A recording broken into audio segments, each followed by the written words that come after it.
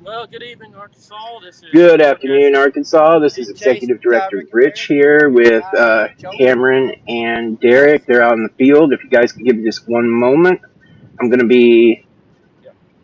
checking, make sure that our levels are good. I'm going to turn them up, and then I got to get us up on Facebook. You guys get a little behind the scenes while I get us up on Facebook. So 1 second here.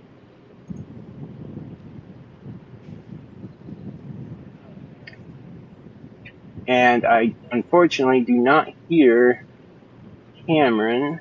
Can you hear me, Rich? Make sure I can hear him real quick before I go live on Facebook. Cameron, can you still hear me out there? Yeah, I can still hear you. I still hear you via internally. Hold on 1 second. I am unable to hear him. Okay, Cameron? Yeah, I'm here. Can you hear me? Okay, we're good. Okay, so Okay, we've been okay, good. all right. That was a Okay, difficulty on my end. So okay. we're gonna go live on Facebook here. Give us just a moment.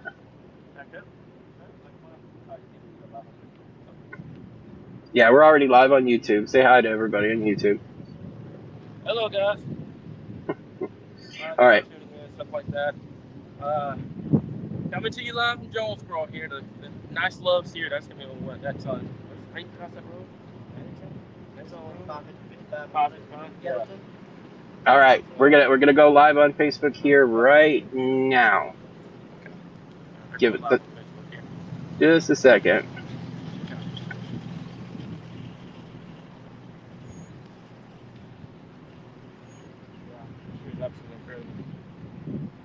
Just wait for Facebook to pull up on our end over here. All right. Yeah. Can I get a confirmation that we are live on Facebook here? I'm checking right now. Give us just a moment, guys. You just went live. All right. You just went live. All right, everyone. This is Executive Director Rich here with Cameron, Chief Forecaster Cameron Barnes, and Chase Director Derek. And they are out on the field right now in Northeast Arkansas. They're going to be in the Jonesboro area, and we're gonna let them kind of take it away here. This is kind of a field report.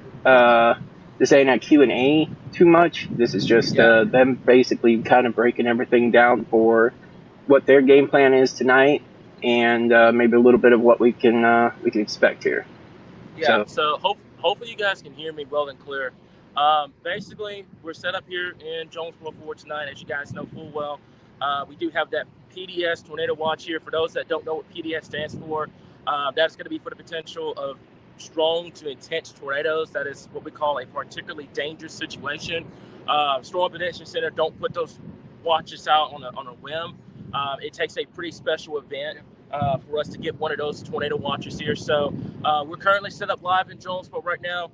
Kind of a view. Derek, I'm going to let you take over. So this is looking, I believe, to the southwest. That's looking to the southwest right now here, guys. So you're looking at a view right now to the southwest. At this point, you can definitely see the cloud cover that is in place. That means that we don't have what we call a lid in the atmosphere, and that is reducing what we look for in terms of a cap potential and everything like that. So we're expecting this area to really take off right around that 8-9 o'clock p.m. time frame. And once they take off, they're going to get going very, very quickly. So, as most of you know, throughout the day, you have seen storms up in Missouri taking off. What's going to happen is that boundary is going to shift south. Yeah. Throughout the evening hours, and the National Weather Service of Memphis has highlighted this area of the state as we head towards the sunset time frame. Many of you remember this setting right back here in March of 2020 on a Sunday night. We were set up on a field just on the outside of this exact look as a tornado track right through this area here. Now, are we expecting the same exact scenario? No. But in this environment, we have seen several tornadoes touch down just to our north in Missouri. Yeah. As that boundary moves south, the atmosphere is steadily getting more and more unstable as we go into the evening hours. We have storms off to our west across parts of the Ozarks. Yeah. As those move east is when your potential will rapidly increase into the evening hours. Yeah, so we had a lot of people. I'm kind of looking at the live stream right now here. A lot of people are a lot of questions kind of thrown the board in terms of where we are and what are we looking at for the potential for tonight. So first and foremost, like I said before, we are in Jonesboro. If you do happen to see us before storms take off, feel free to say hi. We have no problem. We have no problem interacting with our followers and our viewers. But things are going to take off right around 9 o'clock this evening here. My folks in Central and Eastern Arkansas here, keep an eye on things. Right now, the PDS Tornado Watch, I do believe, goes down to just outside of White County and includes much of northeastern Arkansas.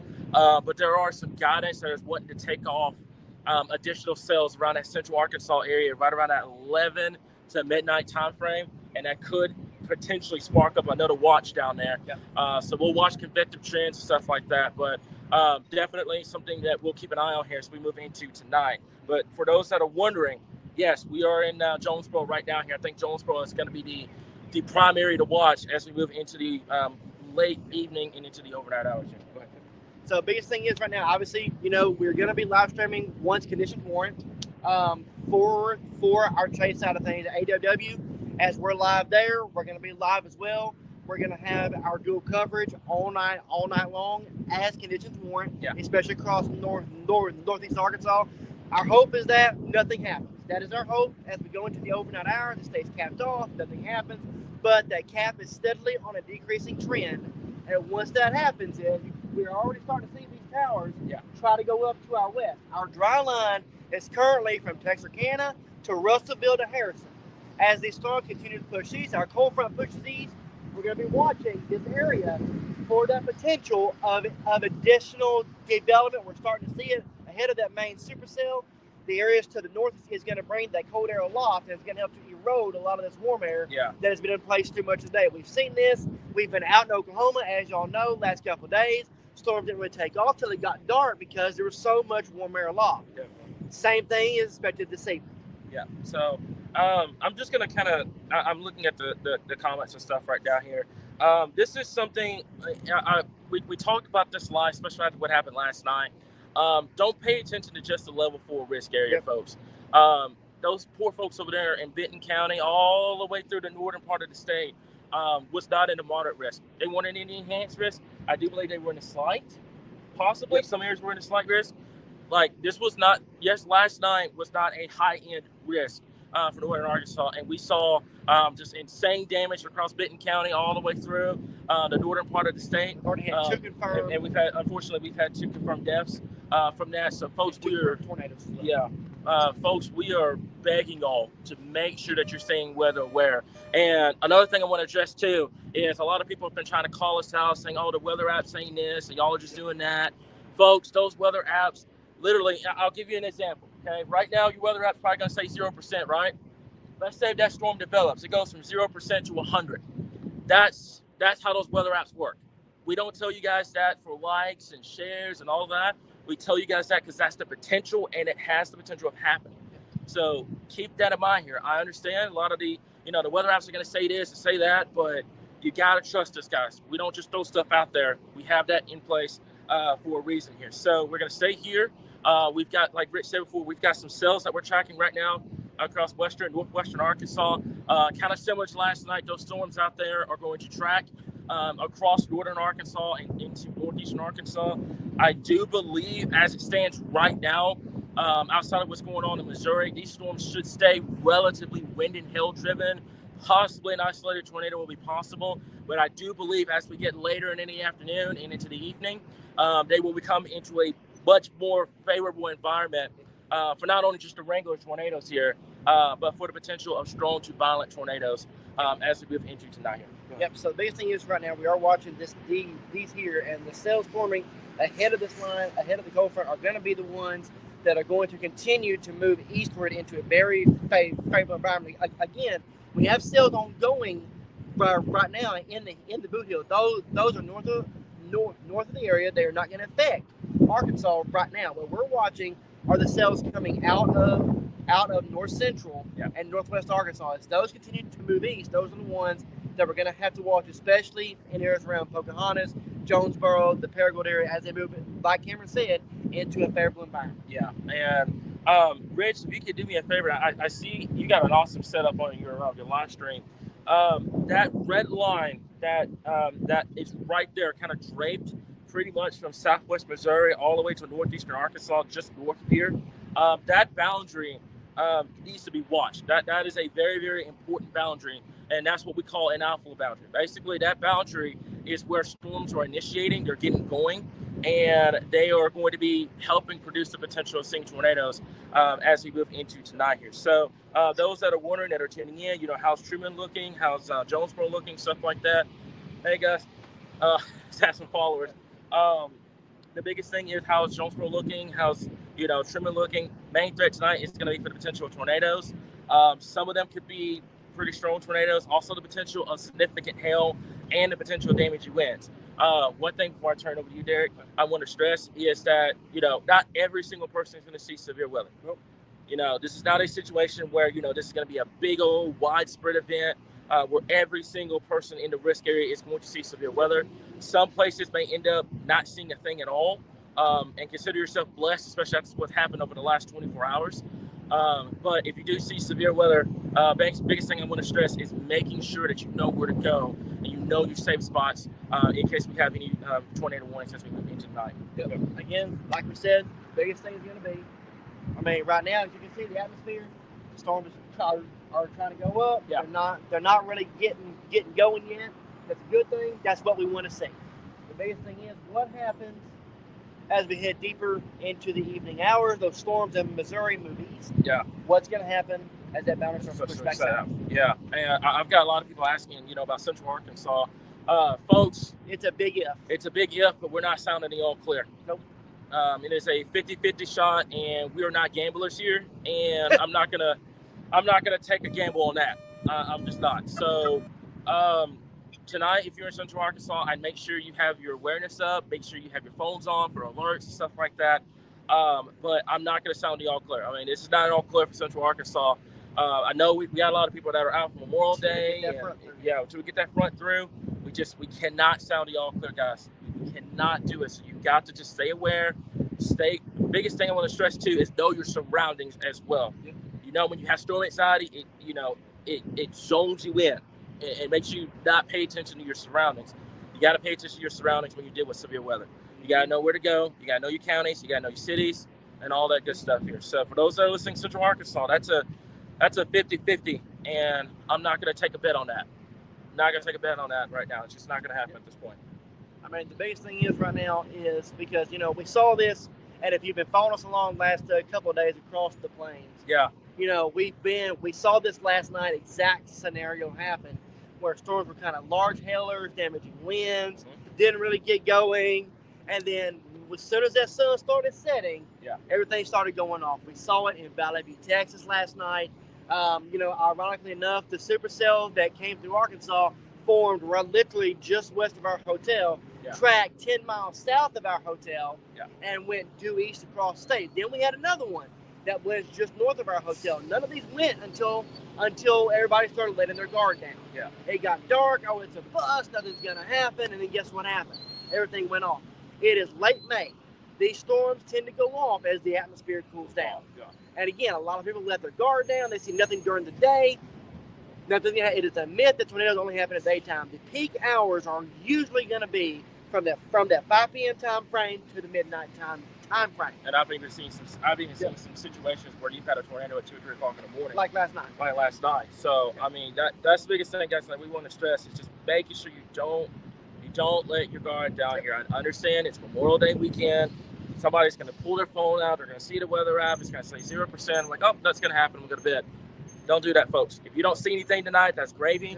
But we want y'all to stay weather where it's not here. Okay. I know those weather apps are saying it's not even going to rain or anything like that. But folks, you just got to trust us. You got to look at the current radar, and we go from there here. If we went off of that weather apps we're chasing, we bust every single time. That's why we just watch the current radar and look at current trends, and we tell you guys what to expect. Alyssa, I saw that one comment. She was like, is there a really good weather app, that lets you look into the future? Unfortunately, right now, no, because all those weather apps use is model data, and if model data doesn't have a good idea on what's going to happen, then it's not going to be correct. That's just how it works. So keep that in mind. Most radars are just, the current ones. Some of them may let you go out 30 minutes ahead of time, but anything beyond 30 minutes, it's just data. It's just predictions on what the radar could look like. But they always say that model data is just guidance. I mean, just for example, that didn't hardly have anything right now. Yeah. And I mean, we're seeing multiple tornadoes off in the ground in the boot hill, getting ready to move just north of Poplar Bluff. Yeah. Right now. And I know, there's a lot of people up there right now, but the biggest thing that our focus is Arkansas is going to be Arkansas. What happens at the tail end of all this, and that's what we're going to be watching. Yeah, and Alyssa, it was no problem. I've been meaning to kind of talk about that. It's just model data. I mean, at the end of the day, it's just model data, and it's going to give you, it's like a robot giving you a prediction on what the radar is going to look like. It'll be either completely right or it'll be completely wrong. That's just that's the risk you take. Like I said before, just kind of give you guys a view. Special shout out to our truckers here. They do an amazing job. Right now, looking at the sky right now here, this is very indicative that the cap is very, very weak. I mean, it is like paper thin right now here. It's just barely hanging on. And the one indication from that is that you have a lot of cloud cover in place. You've got these storms that are trying to go up.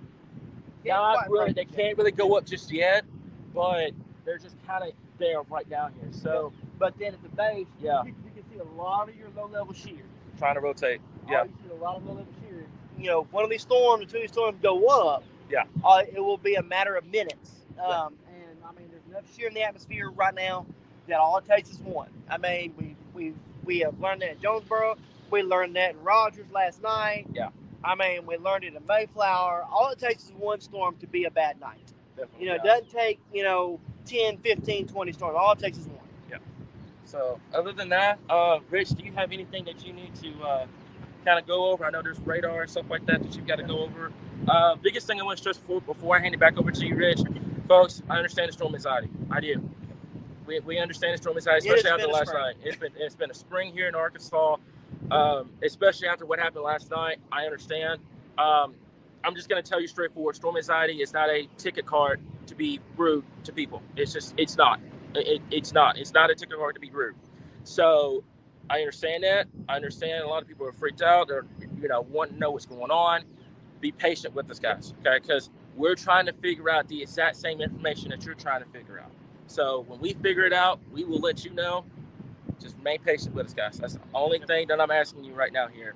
Make sure you look at the graphics. Make sure you're being patient with Rich. He's done an amazing job over the last couple of days since I've been out of the studio, especially last night with that coverage. So that's the biggest thing that I'm begging y'all right now. I get it. I do. I understand. And it's nerve-wracking. You should have heard my voice last night on the live stream. It was nerve-wracking. But the biggest thing is patience. If you're patient with us, we'll give you the information that you're looking for. Yep. So, Rich, back to you.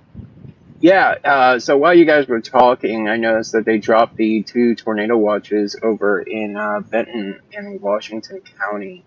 And I believe those watches are just kind of following that particular cell. They don't appear to be extremely confident in those cells continuing to develop in that particular area. And I don't know if you guys have noticed that as well about those watches being dropped. The other watches don't expire for like 2 hours, 2.5 hours.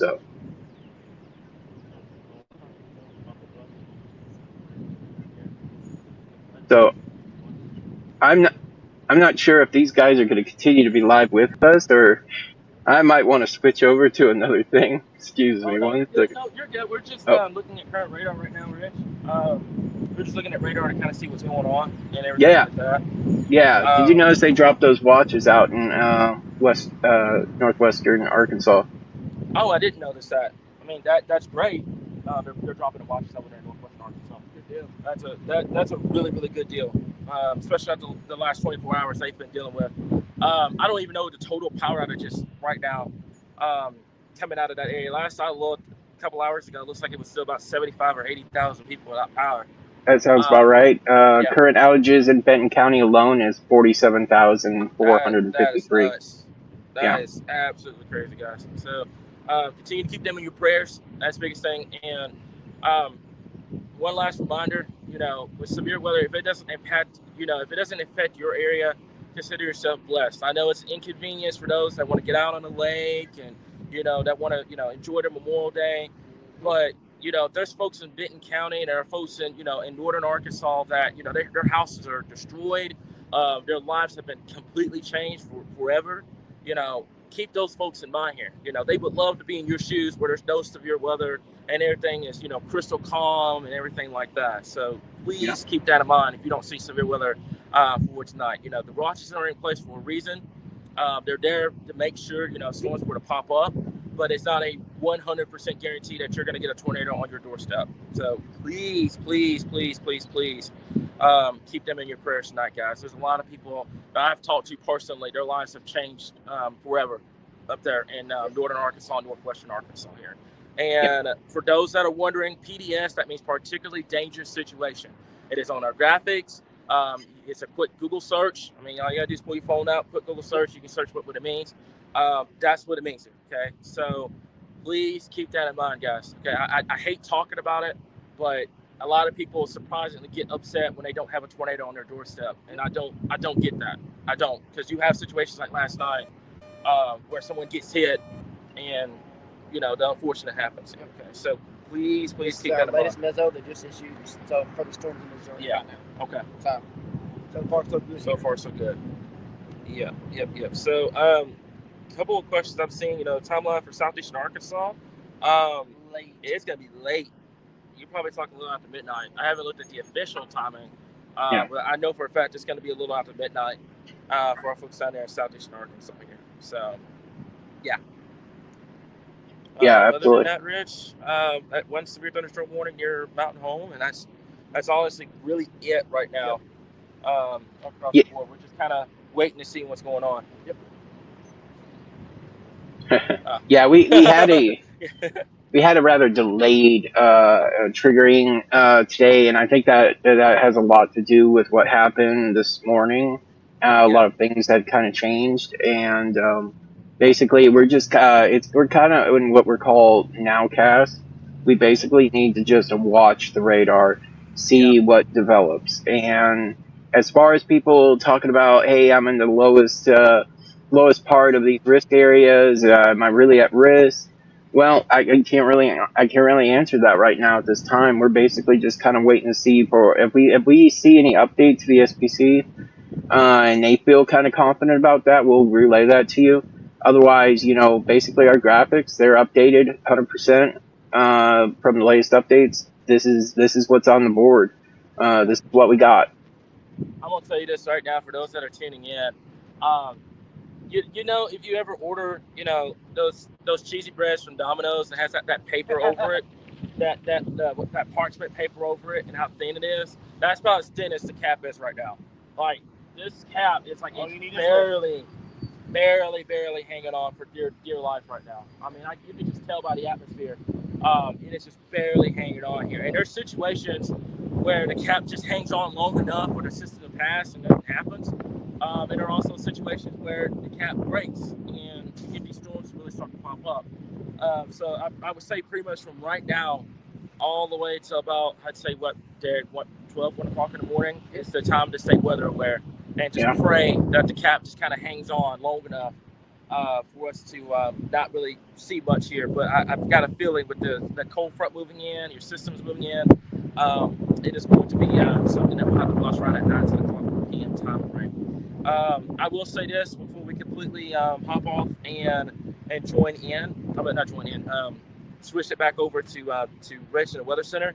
If you are in Jonesboro, I know this is kind of what I guess you would call it more of a. I wish it was more of a convenient time, more of a better circumstance. But if you are in Jonesboro, you happen to come to this Loves, we are going to be here for a few hours, so you can say hi, stuff like that. We're not going to bite. But we are just watching the radar. We're watching the sky right now. We're kind of keeping you guys aware of this. So we are in downtown. We're pretty much outside of Jonesboro at that Loves at this point in time, guys. So I think that's really it. Hopefully, like I said, for the cap just holds on long enough. But I got a bad feeling about this, guys. Northeast Arkansas, you definitely you need to have your guard up later on tonight. And for those in Central and Eastern Arkansas, it is a 50-50. If you have to go to sleep tonight, just make sure you have a way to get alerts. But other than that, I'm very concerned, especially from, I'd say, Little Rock, 167 up to Jonesboro, much of northeastern Arkansas, and probably down to the I-40 area here as we move into tonight here. But as we said before, Chief Forecaster Cameron and Chase, Director Derek, we'll be in touch throughout the evening. Definitely. All right, thank you, guys. Thanks. All right, so basically what we are doing is we're going to take a quick look at our radar here. Let me make sure that these guys are disconnected before. Okay, yes, these guys are disconnected. Okay, so basically what we're looking at right now is current radar. And we can see this one particular severe thunderstorm warning up here. It is not tornado possible or anything. It is not screaming extremely severe. It's got a 1-inch hail and 60-mile-per-hour winds at this time. And basically, we're just kind of watching as these start to develop up here. And if we take a look at the statewide radar, we can see a little bit of development down here in southeastern Arkansas, just south of Pine Bluff area. And we're going to continue to monitor and track, all these potential developments as the night goes on. A lot of times, a lot of these cells are just going to pop up. They're going to pop up instantly. And, they could go quickly severe warned, or they could go straight to tornado. It's been that kind of night, or that kind of day, excuse me, here in Missouri. And I look at this. Look at what Missouri's going through right now. If this was just a little more south, this would be a repeat of last night. And yeah, that would absolutely be terrible. And I was here this morning covering until 7:30, 8 o'clock in the morning, as we watched a long stretch of storms come through in your northern part of Arkansas. And we were here. We had several touchdown. We even had reports of an EF3 near Harrison, potential EF3 near Harrison. So we were able to see that debris ball earlier, and we saw a couple more indications of debris balls throughout the night, indicating that these were on the ground. So it was a very rough night. And on top of that, at the very beginning, you had your Bentonville and Rogers situation out here, and that was absolutely very hard to see, very hard to cover, because these were creating multiple satellite tornadoes on top of twins, and it was just dancing around the counties here, because it went up through Centerton, up to Bentonville, back down to Rogers, and then just kind of started making its way out through here. And it was too erratic. And so we just told everybody, you need to seek shelter right now. If you're just in this entire area, go to shelter, because there was nothing more else we could do. There was no point in putting a tracker, because there were 3 other tornadoes popping up. So it was just a very, very brutal night for our good friends up there in northwestern Arkansas. And like Cameron said, our thoughts and prayers are definitely with them as they kind of try to pick up the pieces here at this time. So other than any of that, I think I'm going to drop Facebook coverage right now. We're going to continue to be on YouTube for the live YouTube continuous coverage. This is going to go throughout the night until the threat is over. If there's any threats, tornado possible, tornado warned, something that we don't like, and we know that things are about to get very serious, we're going to break in on Facebook, and we're going to let you know, try to let you know as quickly as possible. So everyone, stay safe, stay weather aware, have a plan in place ahead of the threat. Have a bug out bag, as I like to call it. So you can bug out of there. Have a plan in place where to go in the event that you need to evacuate. In the event that you need to get to the lowest level of your house, things like that.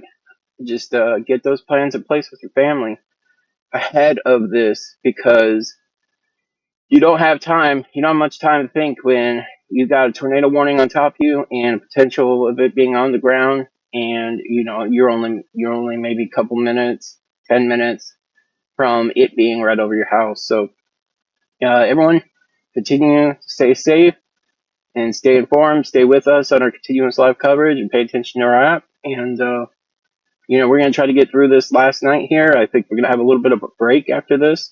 We all deserve a break, let me tell you. We definitely all deserve a break. So with that, I'm going to kick it back over to YouTube. And thank you for joining us for your source for all things Arkansas weather.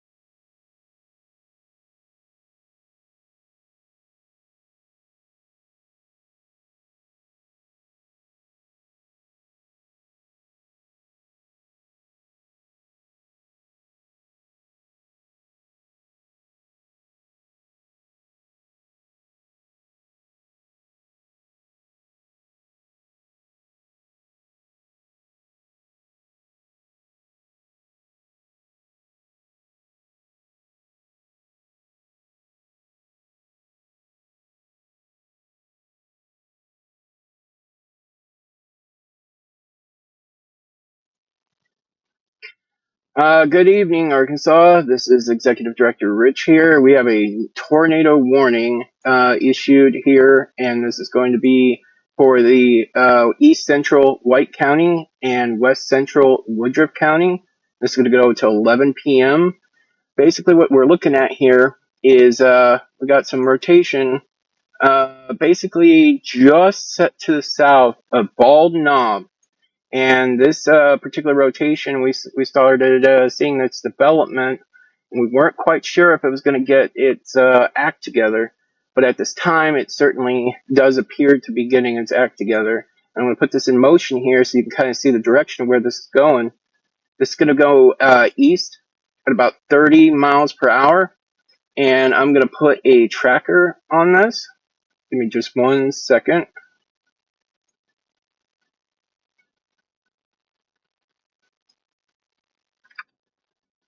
I'll put a tracker on that, and so basically, in this area, I'm gonna go back to high res reflectivity, kind of get an idea. Let me try to reset this actually, because it's an older. This is gonna be more accurate. So basically, what we're looking at here is we've got a it's fairly broad, but it's starting to get its act together and be a more defined rotation at this time, and this is going to be going towards Revel by 10:51, Cavill 10:53, Patterson 10:56, Grays 10:56, Kelowna at 10:57, and this is radar indicated. We have no indication that this is on the ground at this time. We have our chasers out there. Actually, we have Cameron and Derek both.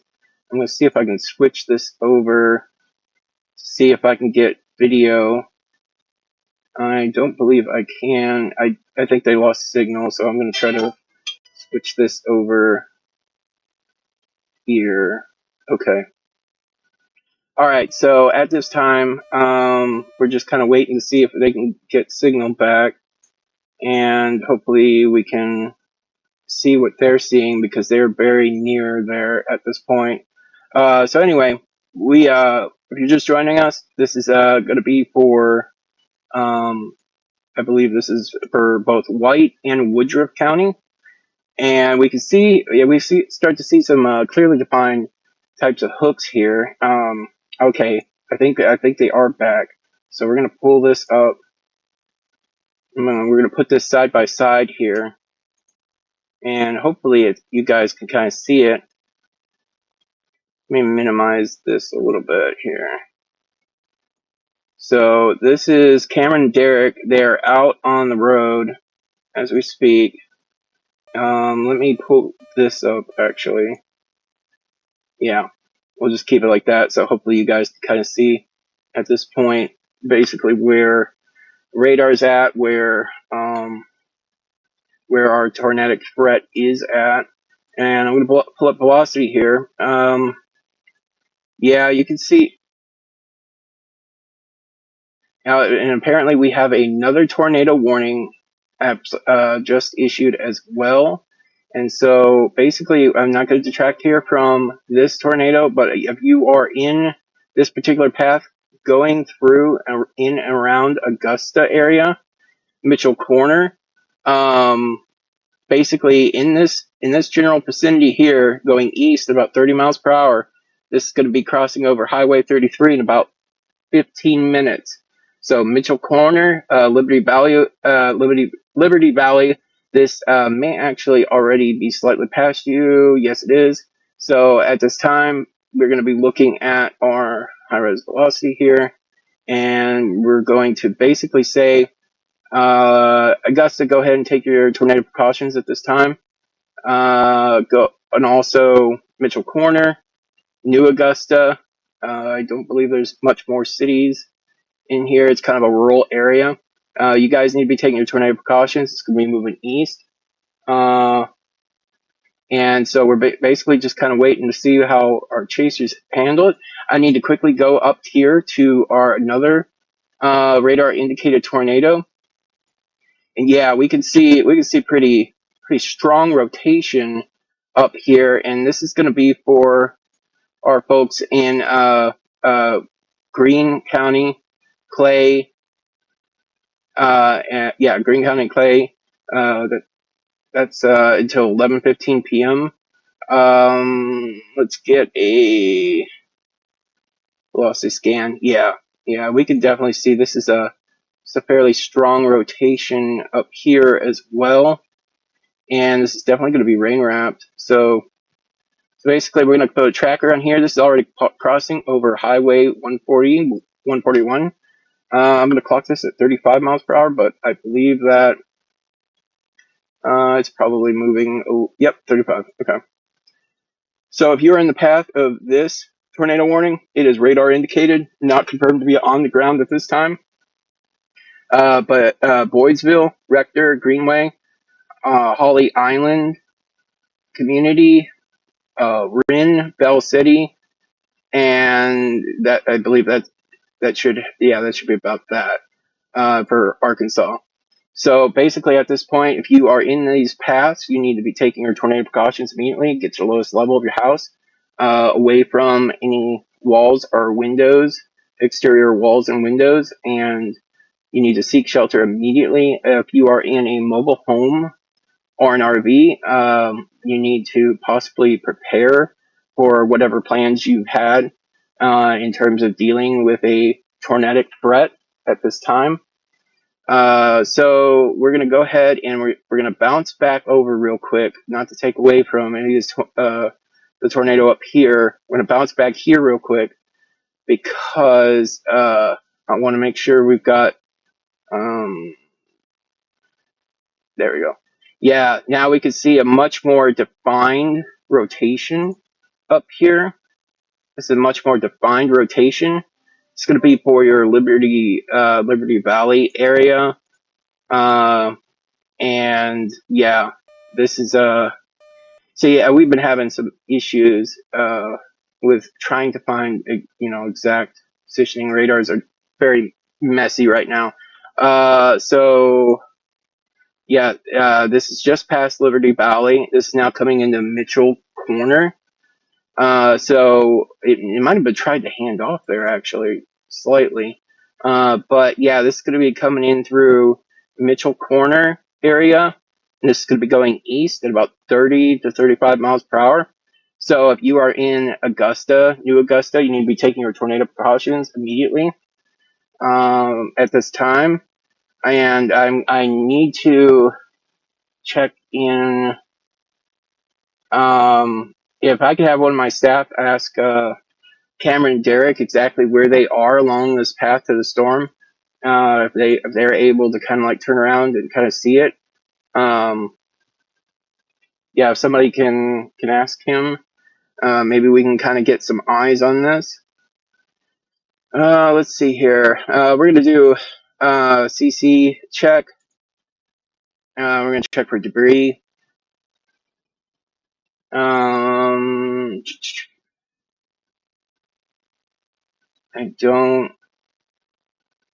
don't see any debris on that one. I'm gonna go back up to the north here, and it continues to have a pretty broad rotation at this time. So basically, you're gonna have to take your tornado precautions if you are basically along. It might already be over Highway 141, Highway 90, Boydsville area, Rector. You need to be taking your tornado precautions immediately. And he was okay. They are south of Cotton Plant last time that we heard. Okay, all right. So they should be somewhere pretty near the southern tornado warning coming up here soon. And let me pull this out, try to get a better defined area of where. Yeah, see, with being up here, if you guys joined us for this morning, we have severe issues with trying to pinpoint exact locations because it's on the edge of the radar systems up here. Basically, what you need to do is you need to be taking tornado precautions all along this eastward path, and I will show you. Basically, I'm just going to kind of draw generally a general path of this particular storm, 35 miles per hour. And there we go. And I'm going to double check something here, see how things are doing over on this end while I'm doing that. And let's see here. Don't mind me, guys. I'm just trying to kind of multitask here. We're trying to keep an eye on 2 tornadoes at this time. So basically, what we're seeing here, this tornado to the south is definitely a lot more defined. As of right now, it's moving into Mitchell Corner. So we're going to go ahead and wait for another scan here. Okay. Yeah. So if you're along this path, you need to be taking your tornado. Hold on one second. I'm sorry. I have Zello here. Yeah, go ahead, Cameron. I'm live right now.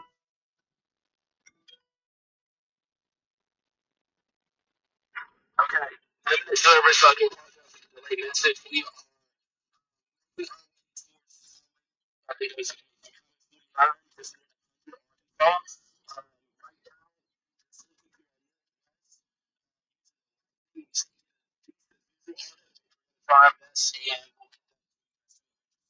okay. So they are copy that. Yeah, so they are en route. They're trying to get set up here. They're trying to be in a safe location. They got limited signal where they're at. So basically, we're just kind of waiting to see how what kind of place they can be set up at in order to best get a view. So we're going to go back down here to our southern storm, and we're going to put this in motion here, kind of get an idea of its general path, make sure it's still going in an eastward direction. It looks like it's decided to start making more of a southeasterly direction. So I'm going to redo this, and I'm going to put it at 30 miles per hour. And that's good for our folks here up in Augusta. And I just need to double check here, make sure we're doing this correctly. And it does appear, are those cells merging? Oh, we've got a merging cell. That's why that looks funny. Okay. All right. So yes, we got continued rotation. This is going to be basically, if you're in the path of this storm, it should be coming over Highway 33 here in the next, I would say probably the next 10 minutes, 10 to 15 minutes. So if you're in Rebel, Grays, Kelowna, Louisville, Dubuque, you guys need to be taking your tornado precautions at this time. And that's going to be to get to the lowest level of your house, away from exterior walls and windows at this time. And Relay Scan has definitely showed increase in velocity. And I wonder, we're going to try to pull up our here. Okay, that's good news. We do not have any indications of debris at this time. So we do not have any confirmation yet of any signs that it is on the ground, but we do see an increase in velocity. And velocity is basically going to kind of tell you how strong this tornado has become in rotation. And the stronger it is, the more likelihood that that is going to drop. And at this time, it is still building. So Cameron and Derek are on the scene. And it looks like I'm going to try to make this window a little bigger. This is looking at the tornado that is going just south of Augusta. And not to take away from your guys' tornado here, I need to check in, since we've got 2 tornadoes. I need to go check in with the tool off. I need to go check in with our folks up here in northeast Arkansas. You guys had a very brutal, long night, and I was here with you guys through the whole morning. And we're kind of just checking. It looks like it's a very messy setup right now, and continue to take your tornado precautions, especially in near Highway 90, Rector area. You need to continue to take your tornado precautions at this time.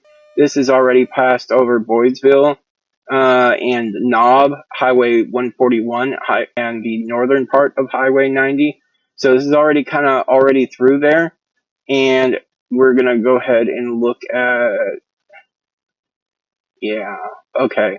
So it's pretty broad rotation at this time. And let me look at another thing real quick, just to kind of double check. Make sure we don't have any debris indications. We have no debris indications at this time. So that's a good sign that we do not have, as of right now, as a latest scan, that we do not have any particular debris signatures, and that it's not on the ground. That doesn't always indicate or mean that it's not on the ground. It could be going through a field that's not picking up a lot of debris. But again, this is a very broad rotation, but I would still treat this as a very serious situation that is developing. This is definitely, a rotation that has been tornado warned by the National Weather Service. So you need to all be taking your tornado precautions. If you are along Highway 90, you have rotation going right through you at this time. It's going to be coming up here on Highway 49. Highway 49 and into near Hargrave Corner, and Highway 139 over here within the next 10 minutes or so, 10 to 15 minutes. And latest scans, oh boy, it's messy. It's really difficult up here to try to pinpoint with much accuracy where the potential would be. We got a couple of different bumps here, and let's see if velocity scan is going to help us any better. Velocity scan is not going to help us too much, so this is still kind of continuing onward in an eastward path, and this is going to be going.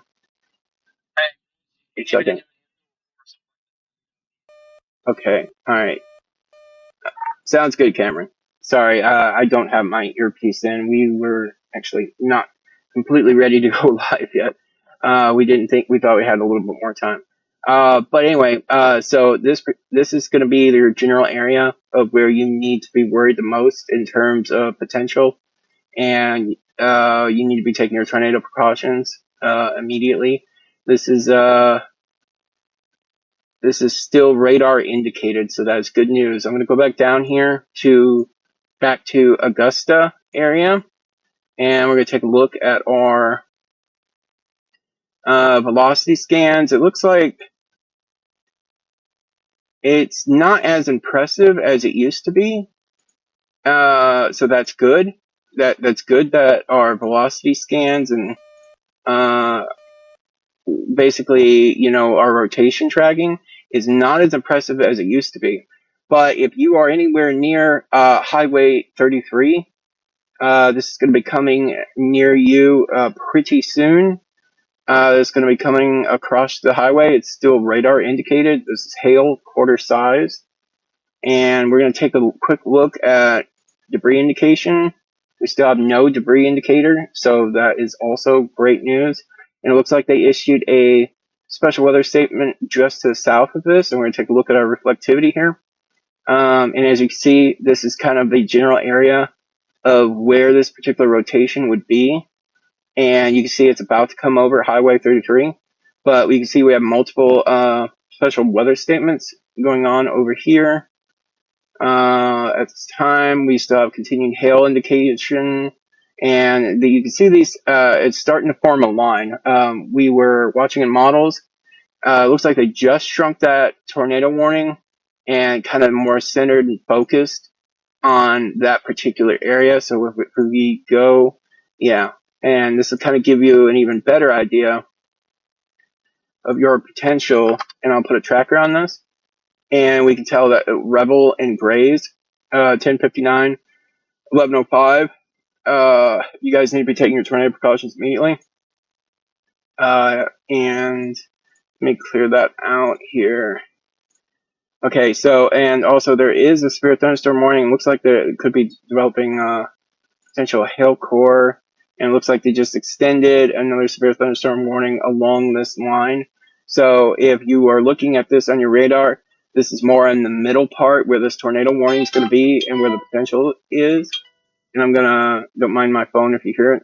I'm gonna go back up here, not to take away from you guys down there, but we've got 2 on the board, and we want to make sure that we're keeping everyone continually informed at this time. And looks like continued broad rotation. It looks like a little bit of strengthening, but not entirely too much. I would Let me pull up a debris indicator. We have no indication of debris at this time, so that's wonderful news. And if you're wondering where that's going to be, it's going to be crossing over Highway 90 into Highway 49 at this time. And it's going to be, I wonder if they're going to change that warning. It's going to be going through, so it's already at or near Highway 90, going into the Highway Rector and Hargrave Corner area. And basically, if you are downstream of this, you guys need to be taking your tornado precautions immediately. Getting the lowest level of your house away from the exterior walls and windows at this time. And if you are anywhere near Highway 528, 139 over here, you guys got a little bit more time. This one's really, really kind of hard to exactly pinpoint in terms of direction. So I'm just kind of giving you a broad stroke brush here, and we can kind of see some formation of rotation. It's really weakened in terms of potential, but this whole area right here is still the greatest at risk of potentially lowering and dropping to the ground. So continue to take your tornado precautions and make sure you are safe, keep your family safe. Let's see here. Latest scans indicate it still it still continues at south of Augusta, and this is crossing over Highway 33 at this time. This is going to continue in an eastward direction at about 20 miles per hour. Okay, so it has slowed down. That makes a lot of sense too. So we're going to track this. Let's put this at 20. All right, so Rebel, Grays, Kelowna. You basically need to be taking your tornado precautions immediately. You got about 10 minutes, about 10 to 15 minutes. So you guys downstream, I'm going to zoom out here. We're getting pretty close to the border of the counties, and if we look downstream, we could see for folks, well, Wynn may miss this. I do not believe that this will go. Okay, so they've just issued and extended the tornado warning, and you can kind of see the trajectory, the path that the storm's going to take. It wants to keep trying to take a more easterly approach, but I do not believe that it will maintain that very well. So I'm going to put this here for just a second, and I'm going to double check with Cameron and Derek to see if they're available to kind of talk on the live stream real quick. So give me just a minute. Let me set this up here so I can actually. All right. Cameron and Derek, are you available for a live analysis?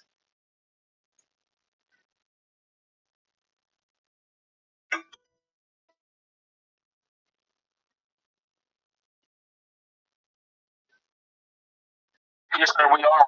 Mark, just give us a moment. All right. Go ahead. I'm going to turn you live real quick on this tornado.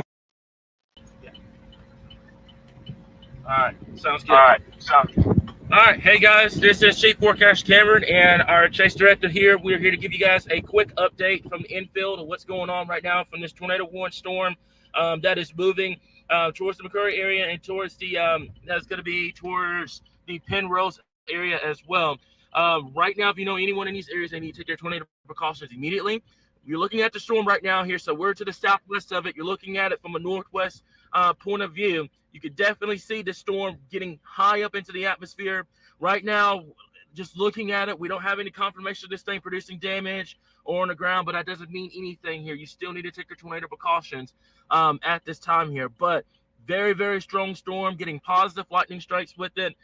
This thing could easily produce a tornado in the environment that it's in.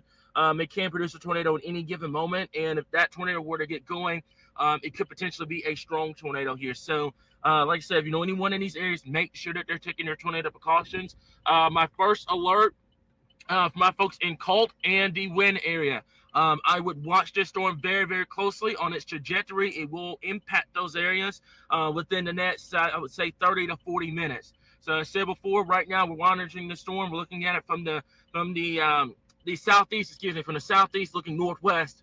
And right now, as I said before, nothing on the ground yet. But she's definitely a very, very, very strong storm at this time. Back to you, Rich. All right, thank you, Cameron. Okay.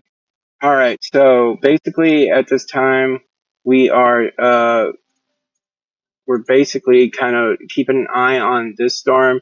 It's strengthened and weakened throughout the last 20 minutes or so, and I want to quickly go up for our folks up here in the Piggott and Rector area, and I want to pull up high-res reflectivity real quick, kind of get a general idea of this. And then I want to pull up our high-res reflectivity. This is it's largely I don't see any indication that this could actually be on the ground at this time. I don't think that. Let me pull up something else here. Whoops. I don't see any indication that this is on the ground. I have no debris indicator, so this is really good news. We may just barely be able to get out of this without a touchdown up here. I am seeing potential. Let me go. I doubt I'm going to get any better on any of these other radar systems, but I'm just kind of trying to find. Yeah, well, so I think it's actually been handing off for a little bit. I think it's been kind of dancing.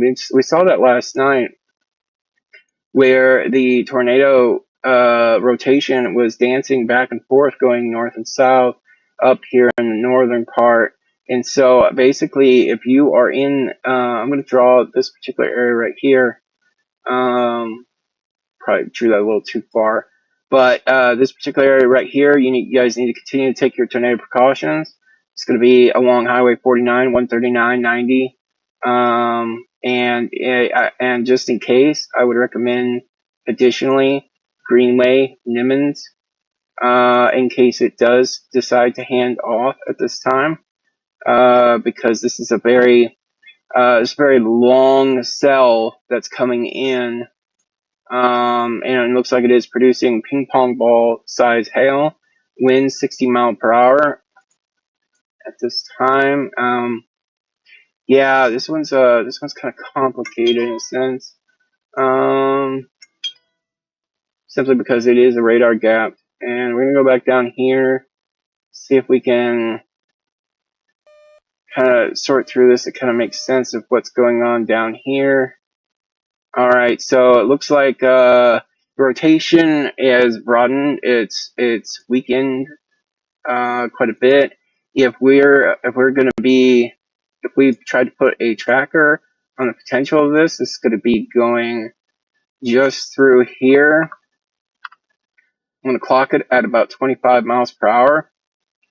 So at this time, let's just put that there and zoom in a little bit. Yeah, so this is going to be crossing over Highway 260. Crossing over Highway 260 into Highway 17. This is going to be affect Grays, Dubuque, Revel, Morton, Barson, Bemis, Penrose, and Fair Oaks at 11:33 p.m. So if you guys can see that, you can see the time on radar. I am so sorry, I have not been paying much attention to all the alerts. Okay. So looks like we've got other forecasters. I believe Jeff Baskin may be available. Yes, he is. So I'm going to bring him in at this time.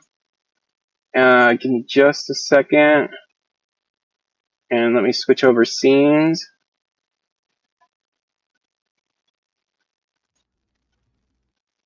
All right, there we go. Jeff, are you muted, or are you?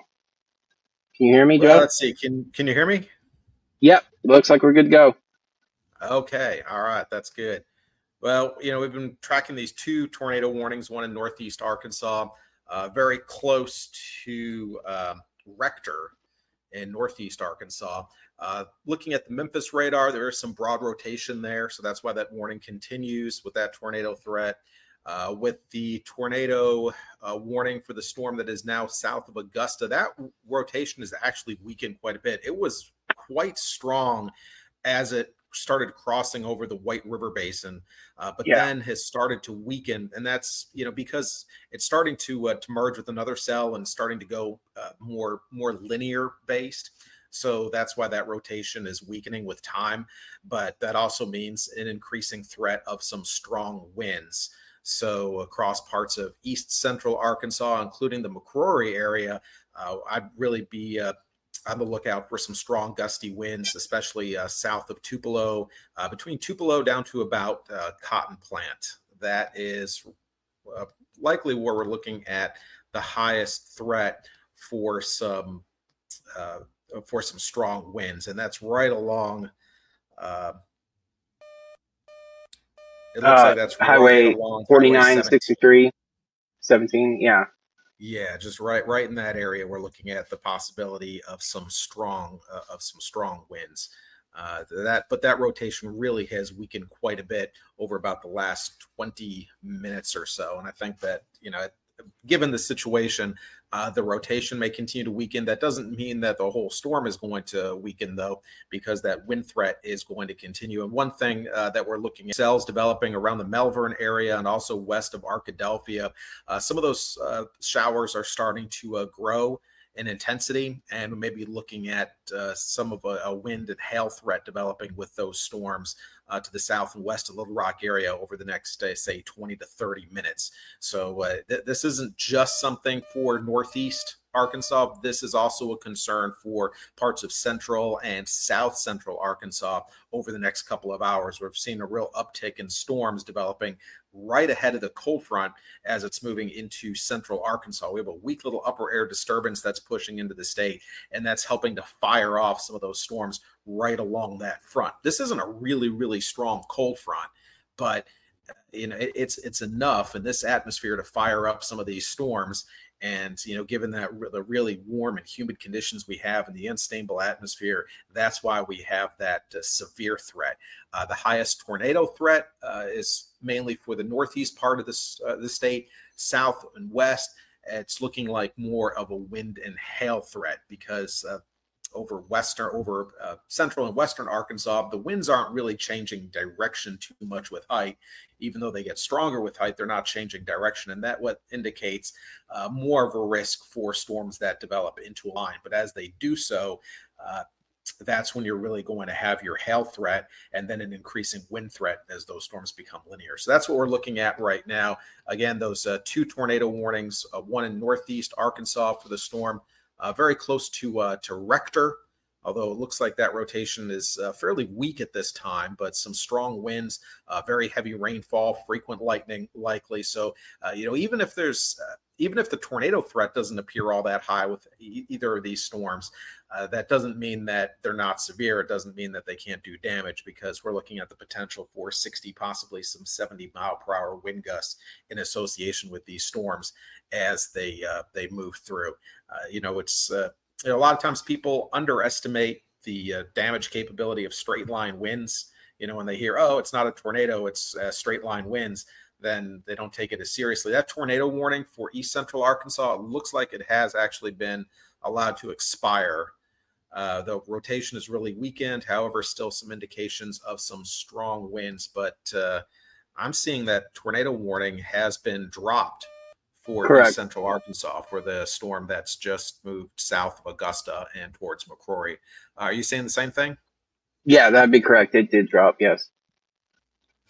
Okay, yeah, I was just making sure that it wasn't a glitch, but it really did look like that rotation had started to really weaken and fall apart as the storm structure, the storm mode started to become a lot more linear. Actually, looking at the latest velocity, really not seeing much of any low-level rotation left over with that storm. But still the indication of some strong gusty winds possible. Not seeing much of a hail threat. I think the main threat with these storms moving through East Central Arkansas, between Tupelo and Cotton Plant towards McCrory and Wynn, north of Forest City, back towards Desark, is going to be some of those strong gusty winds, especially in areas that have had a lot of rainfall lately with a couple of rounds of storms. You can easily get some uprooted trees. Yeah, absolutely. And we saw a lot of that up in northern Arkansas, and also a couple of days ago we had that extreme wind issue down in southern Arkansas, and we saw massive amounts of power outages. And then, of course, this morning, massive amounts of power outages. We had multiple tornadoes go through the northern border of Arkansas all the way to about 7:30 this morning. So Arkansas has had significant power outage issues, and energy and all of them, they have been working around the clock 24/7. And as right now, we've got 69,203 without power still. And that number has jumped since these storms have started. So it looks like we got 1,387 without power in White County alone. So when that storm came in, it definitely created a high amount of wind, especially when you start having those cell mergers come into play there. And so basically, we're just kind of waiting for these to kind of go more of in a linear pattern, in order to kind of maybe potentially remove the tornadic threat, but unfortunately increase your wind and potential hail threat. But that doesn't rule out your potential spin ups along the line as it moves through Arkansas. Yeah, that's still a possibility that that can happen with these lines of storms, that you get one of those brief spin ups, especially as those cells develop and start interacting with each other as they start merging into a line. That's usually the riskiest time, when you get those interactions. It looks like this line is starting to take shape, I would say, south of Little Rock metro area. So, Little Rock area may get spared by this. Earlier, some of the high resolution models were showing those storms pretty much developing almost right over Little Rock in the metro area. But it looks like they may be developing a little bit farther south and east than what some of that guidance had suggested. But you'll have to watch those showers and thunderstorms developing over southwest and south central Arkansas pretty closely over the next hour or two as they start together, because that's going to be your main wind threat. North of that, things are really going to clear out pretty quickly. Right now, north central and northwest Arkansas finally in the clear. No more severe weather threat tonight or tomorrow. So, a lot of the areas that were hit really hard last night and this morning, the severe weather threat is over for tonight. So if you're in north central Arkansas, northwest Arkansas, don't worry about any additional storms for tonight into tomorrow. Northeast Arkansas, still a couple more hours before that front clears you. Looks like it's just about through the Jonesboro area. getting into to northeast Arkansas, but from east central and through south central Arkansas, that's most likely going to be the places that we're going to have to watch the closest for some of those strong wind gusts going through the overnight hours. Yeah, absolutely. And I'm gonna kind of try to bring back up our high res velocity. I'm not really picking up much of anything in terms of anything that I'd be concerned about here in this tornado warning as it starts crossing over the state at this time. I'm not seeing anything of any concern. I did not see anything on our debris indicator to really indicate that this was ever even on the ground. It was very, very broad up there when it first started, and it had a few potential concerns. But as it kind of moved in, it really kind of became more of a wind threat. And it looks like at this time we have developed another tornado warning, and it's going to be for the Paragould area, and this is going to be for Green, Craighead, Mississippi, and yeah, Green, Craighead, and Yes, right Mississippi. on the southwest flank of that Yep. cell. That's Yep. where you're starting to get that developing rotation. So right now, that new tornado warning is really that's the main one, and it looks like that rotation is actually very close to Paragould right now. Yes, it is. Look like a very strong rotation, but it's certainly there, and it's presenting a tornado threat now. Yeah, absolutely. And I'm going to clock this about 30 miles per hour at this time and double check, make sure my tracking seems about accurate. That a general gist of it. And so Miller, Red Onion, Childress, Macy, Delphor, Boynton, Garson, Clearwater, you guys are all in this path of this radar indicated rotation. And let's see if I can pull up, I'm just going to pull up the debris indicator to kind of get an idea if this is maybe. I don't believe it's not on the ground at this time. I don't see anything. And yeah, it's just trying to get its act together, but it's right here on Paragould. And it's going to be crossing over Highway 69. And it's going to eventually find its way over to Highway 135. So if you are in the path of this, I'm going to zoom out a little bit here. If you're in the path of this rotation, you guys need to take your tornado precautions immediately. Get to the lowest level of your house. Get away from exterior walls and windows, and take your safety precautions because at this time it is currently radar indicated, so there's no indication that this is, indeed on the ground yet. But you don't want to wait. You do not want to wait until you wait for confirmation because at any time it could be on the ground. So let's see. This is going to be crossing over Major Highway 412 here within the next couple minutes. Jeff, do you see anything of concern with this one? Looks like the rotating part of the storm is now on the east side of Paragould. And that rotation has increased somewhat in intensity. This is about the lowest scan looking at the radar out of Memphis, looking up at about 4,500 feet. So, if it briefly touches down and stirs up some debris, it may not get high enough to really be reflected as debris with the correlation coefficient. So, I wouldn't go by that solely to determine whether or not there's something on the ground with that. Right now, the rotation looks like it's still more on the broad side, but it could quickly spin up. So right now, it looks like the eastern side of Paragould.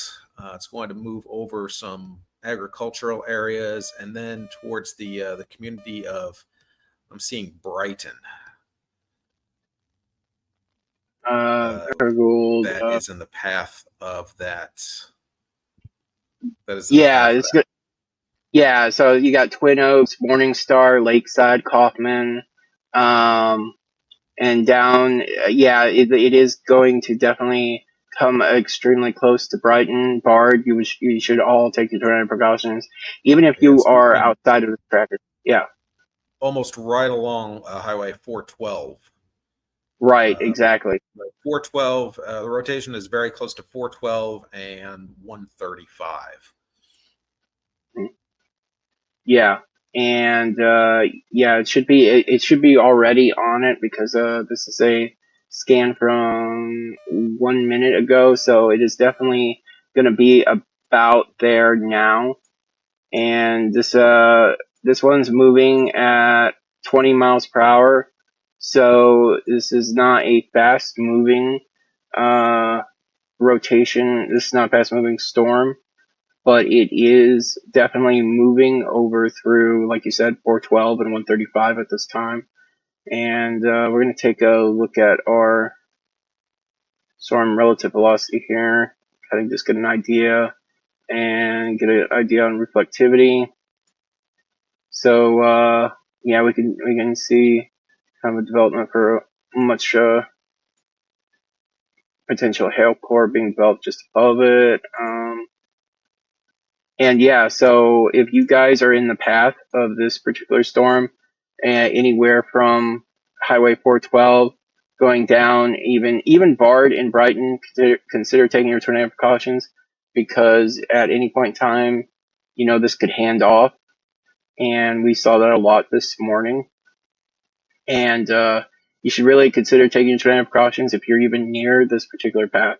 That also includes the potential of Cockrum, Red Onion, Cardwell, Arkmo. Go ahead and take your precautions just in case that decides to take a more easterly flow. These storms have been going east to southeast, and so we basically have been seeing kind of a back and forth in terms of direction based on where it's at in the linear pattern that it's trying to create. And latest scans definitely indicate it is over Highway 412 at this time. I'm not sure what kind of software you're using, Jeff. Are you seeing anything of particular concern about this latest scan here? No, latest scan actually shows the rotation a little bit weaker. It's still there, but a little weaker. Um, as of that scan, which was about 12 minutes ago, was pretty much right over that intersection of 135 and 412. I did see, just got a report of some hail that was about from 10 minutes ago on the north side of Paragould, about 3 miles northeast of Paragould, just over quarter size hail. That was a report that just came in. Haven't heard of any other damage reports associated with it though. So far, we have that hail report. But the rotating part of this storm is now moving across some very rural areas right now. So likely we're not going to get much in the way of reports from it until it's likely going to cross out of Arkansas and possibly into the boot heel of Missouri for a bit. Could come back into Arkansas. Yeah. A little bit downstream if the rotation holds together, but I think it's going to get pretty close to the Arkansas-Missouri border as it approaches the southwest boot heel. But yeah, that's what I'm seeing with that. Looking at some of the other storms, looks like those storms, back around Arkadelphia and south of Melbourne are, slowly growing, but they are not severe at this point yet.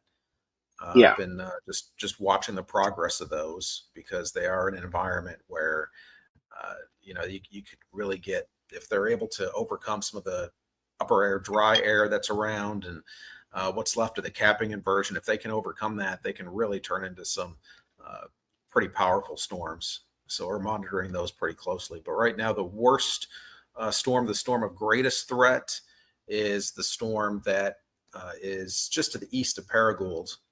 Yeah. And northwest of Blytheville. So, down the road, Manila, Blytheville, should be watching the progress of this storm. Right, But absolutely. it's likely that, as you said, that these storms do tend to, the rotation moves or tends to hand off from one location to another location of the storm, and we may see that again, especially as we have some new cells that have developed just southwest of Jonesboro and back over towards Newport. That tornado threat may start to slide a little bit farther south into east central Arkansas, more towards the Harrisburg and Wynn areas. Yeah, absolutely. And it does look like they dropped all the other tornado warnings. This is the only tornado warning in play currently for Arkansas. And this rotation, although weak, is now over Highway 412, and it's going to be going into your Lakeside, Kaufman. It's already past Morningstar. Again, it's radar indicated. It is not considered to be on the ground. Latest scans indicate even more of a weakening kind of. It's not as impressive as it once was when it went tornado warned. There is some broadening of the rotation, so we're going to continue to watch that until it crosses the border, and then we're going to look down here. We're going to look downwind of this, and we're just going to kind of keep an eye out for our folks over in the Blytheville, Manila, Leachville area, Buckeye, and it looks like they just issued a new tornado warning ahead of that, and it looks like it's now going to be taking more of an eastward approach. So this storm actually, like I told you guys earlier, these storms decide to either go east or southeast, and this one is actually going east based on the environment that it's in. So this one's going to be going pretty much. Yeah, it looks like it's crossing over the Missouri border right now. Yeah. So this is definitely just going to temporarily leave Arkansas. I know Arkansas is still in this tornado warning, especially. Sorry, my phone keeps going off. It is loud, and I need to make sure that I at least I have special warnings that let me know of any tornado warnings or severe thunderstorm warnings. But so yeah, this one is going to be going. It's going to be leaving Arkansas. It's probably already left Arkansas, and they so they extended that warning all the way to the Tennessee border, all the way to the Mississippi River. Yeah. So we're going to be keeping an eye on that rotation as it leaves Arkansas. But I don't believe. Yeah. See, now it's pretty much past the Arkansas border at this time over in Cardwell, Arbor, Missouri, and so we're just kind of we're gonna have pretty much kill time here, keeping an eye on this rotation every once in a while because we obviously can't. We don't ever leave unless the tornado warning's actually gone. But it has from time to time shifted and gone north or south along those cells. So we're going to continue to keep an eye on that. But I'm not going to take away from. I know you folks are worried you're in a tornado warning as of right now. Do not fret too much because this is already out of Arkansas. If you have any friends or relatives that live in that area, though, maybe give them a heads up. Let them know there is a rotational cloud rotation. There is a tornado warning in that is kind of broad and not well formed, but it is going over them. But I'm going to go ahead and zoom out here while the state of Arkansas is no longer in that particular threat. We're just going to kind of take a look at the state here and get an idea of what's going on. We've got a couple of severe thunderstorm warnings, 1 inch hail, 60 mile per hour winds. It's going to be for your Arkadelphia area, crossing over Highway 67 and I-30 down here. We got a special weather statement over near Sheridan. That's going to be going for about 25 minutes now. And we've got a new severe thunderstorm warning that just popped up over here. It's going to be for 1 inch hail, 6 mile per hour winds from Brinkley to Forest City, all the way to Terrell. So Wynn, you're also in that, and Parkin and Earl. And that is going to be going for the next 40 minutes here. So that line of storms that was once had a tornado warning merged into another cell, and at this point, just pretty much creating severe warned winds. And if you want to kind of maybe talk a little bit about our environment here, Jeff, I'd really appreciate that. Yes, we have very unstable environment, very warm and humid in the low levels. I mean, you can outside, and it's just, I mean, it's very steamy out there. It almost feels like August out there tonight. It really does. So the dew points have been up into the mid to upper 70s, which is really like late summer type humidity, just that really brutal humidity. So, we have that. We have some fairly strong winds aloft, especially out of the west, and that's providing some energy for these storms, and also weak upper air disturbance interacting with a cold front that's moving through the state. So that's the environment that these storms are developing in, and they're really starting to take shape in a line. And I think by the time we get towards about, say, 12:30, 1 o'clock, we'll pretty much see a solid line of storms moving across east central into south central Arkansas with the actual front itself. And that front, again, that's not going to cool things down a whole lot for tomorrow, for Memorial Day, but it is going to bring down the humidity a notch. It's going to go from really super humid today to just kind of like regular humid tomorrow. So that's about the change that we're going to see with that front. We're in that time of year now where, we don't really get the, much of a push of cool air, maybe a little bit drier, and that's about it.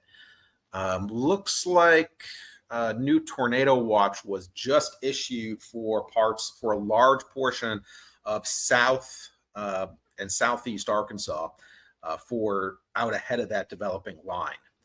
Severe thunderstorm warning is now in effect for the storm in Clark County, just to the west of Arkadelphia. Looks like we have a new warning that has just developed there.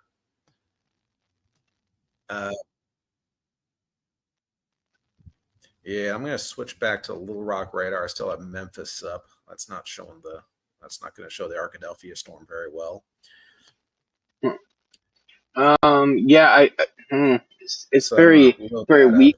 And yeah, you do. Yeah, there is some rotation with that. And, as these storms eventually, before they really consolidate into a line, they start to interact with each other. They can take advantage of that shear, and there is a bit more of a tornado threat. So especially within about the next hour or so is likely when we see the highest tornado threat, and then it transitions into more of a wind threat. But yeah, we're definitely starting to see a bit of rotation developing with that Arkadelphia storm. Not to the point that there'd be not to the point there would be a tornado warning with it. But there is a hail core that's developed that's moving almost near I-30 in Gum Springs. The possibility of hail 1/4 inch or even larger associated with that storm, very close to Gum Springs. And there is some rotation associated with that too. It looks like that rotation is actually pretty much right over I-30, like that exit west of not the Arkadelphia exit, but the one past that. That's about where that rotation is. And the hail core itself is just a little bit to the northwest of the developing area of rotation, which is a common storm structure that we see with these supercells, that the hail core is typically on the north side of the area of rotation. So that's what we're looking at with that storm. So the Arkadelphia area, watch out for some gusty winds, possibly some hail. It looks like the way that the storm is moving, though, the hail threat would stay mainly south of Arkadelphia. So mainly on the south side of Arkadelphia with that. Again, possibly some strong wind gusts and some rotation developing with that. So that's something that we're going to have to watch pretty closely before these storms really start to evolve into a line. For anyone that's watching around the Little Rock area, I think, the window is really starting to close on storms for Little Rock metro area as that front is starting to move on in, and those storms are developing into a line out ahead of that front. And Jeff, north of that developing line, you pretty much don't have you don't really have a mechanism for firing up new storms. Looks like we just had a new more tornado watches issued, which is kind of confusing to me. I'm not sure why. I'm seeing the tornado watch for southeast, south central, and part of southwest Arkansas. This goes from all the way almost into central, and so this is originally it was just a couple counties in the corner on my radar, and I didn't realize that it had actually went up all the way up into the Pine Bluff area, even capturing White County. I was kind of surprised about that. Not sure why, because these storms are actually kind of past White County at this point. The only thing I could think of, I don't think much would be developing past that line. No. I mean, pretty much, from a line from about Searcy to Jonesboro to the northwest of that line, the severe weather threat's pretty much done. So part of that tornado watch won't really need to be, it won't really need to stay up a whole lot longer. Areas such as like White County, Lono County, White County. I don't think that there's really going to be a need for that tornado watch to last really a long time, especially as that line of storms consolidates and starts moving south and east. Right. The front is not through. It isn't quite through yet, but that line is developing a little bit ahead of that front. Dew Point and Little Rock is a very steamy 76 right now, but dew points around Russellville and Clinton are in the 60s. So there is there definitely is a boundary there with that front. Not a really strong one, but it's there, and it's that boundary that's serving as the focusing mechanism for that line of storms. Although the line of storms are actually developing a little bit ahead of the front itself. That's why that new tornado watch was issued, because now we have 3 warnings along that front on the south side of it anyway, one in Texas, one in northeast Texas, and then one that was just severe warned south of Melbourne. And of course we have that storm near Gum Springs moving between Arkadelphia and Gurdon. So those are the storms that we're looking at in southwest and south central Arkansas. It looks like a developing hail core near Lono, not Lone Oak, Lono in Hot Spring County.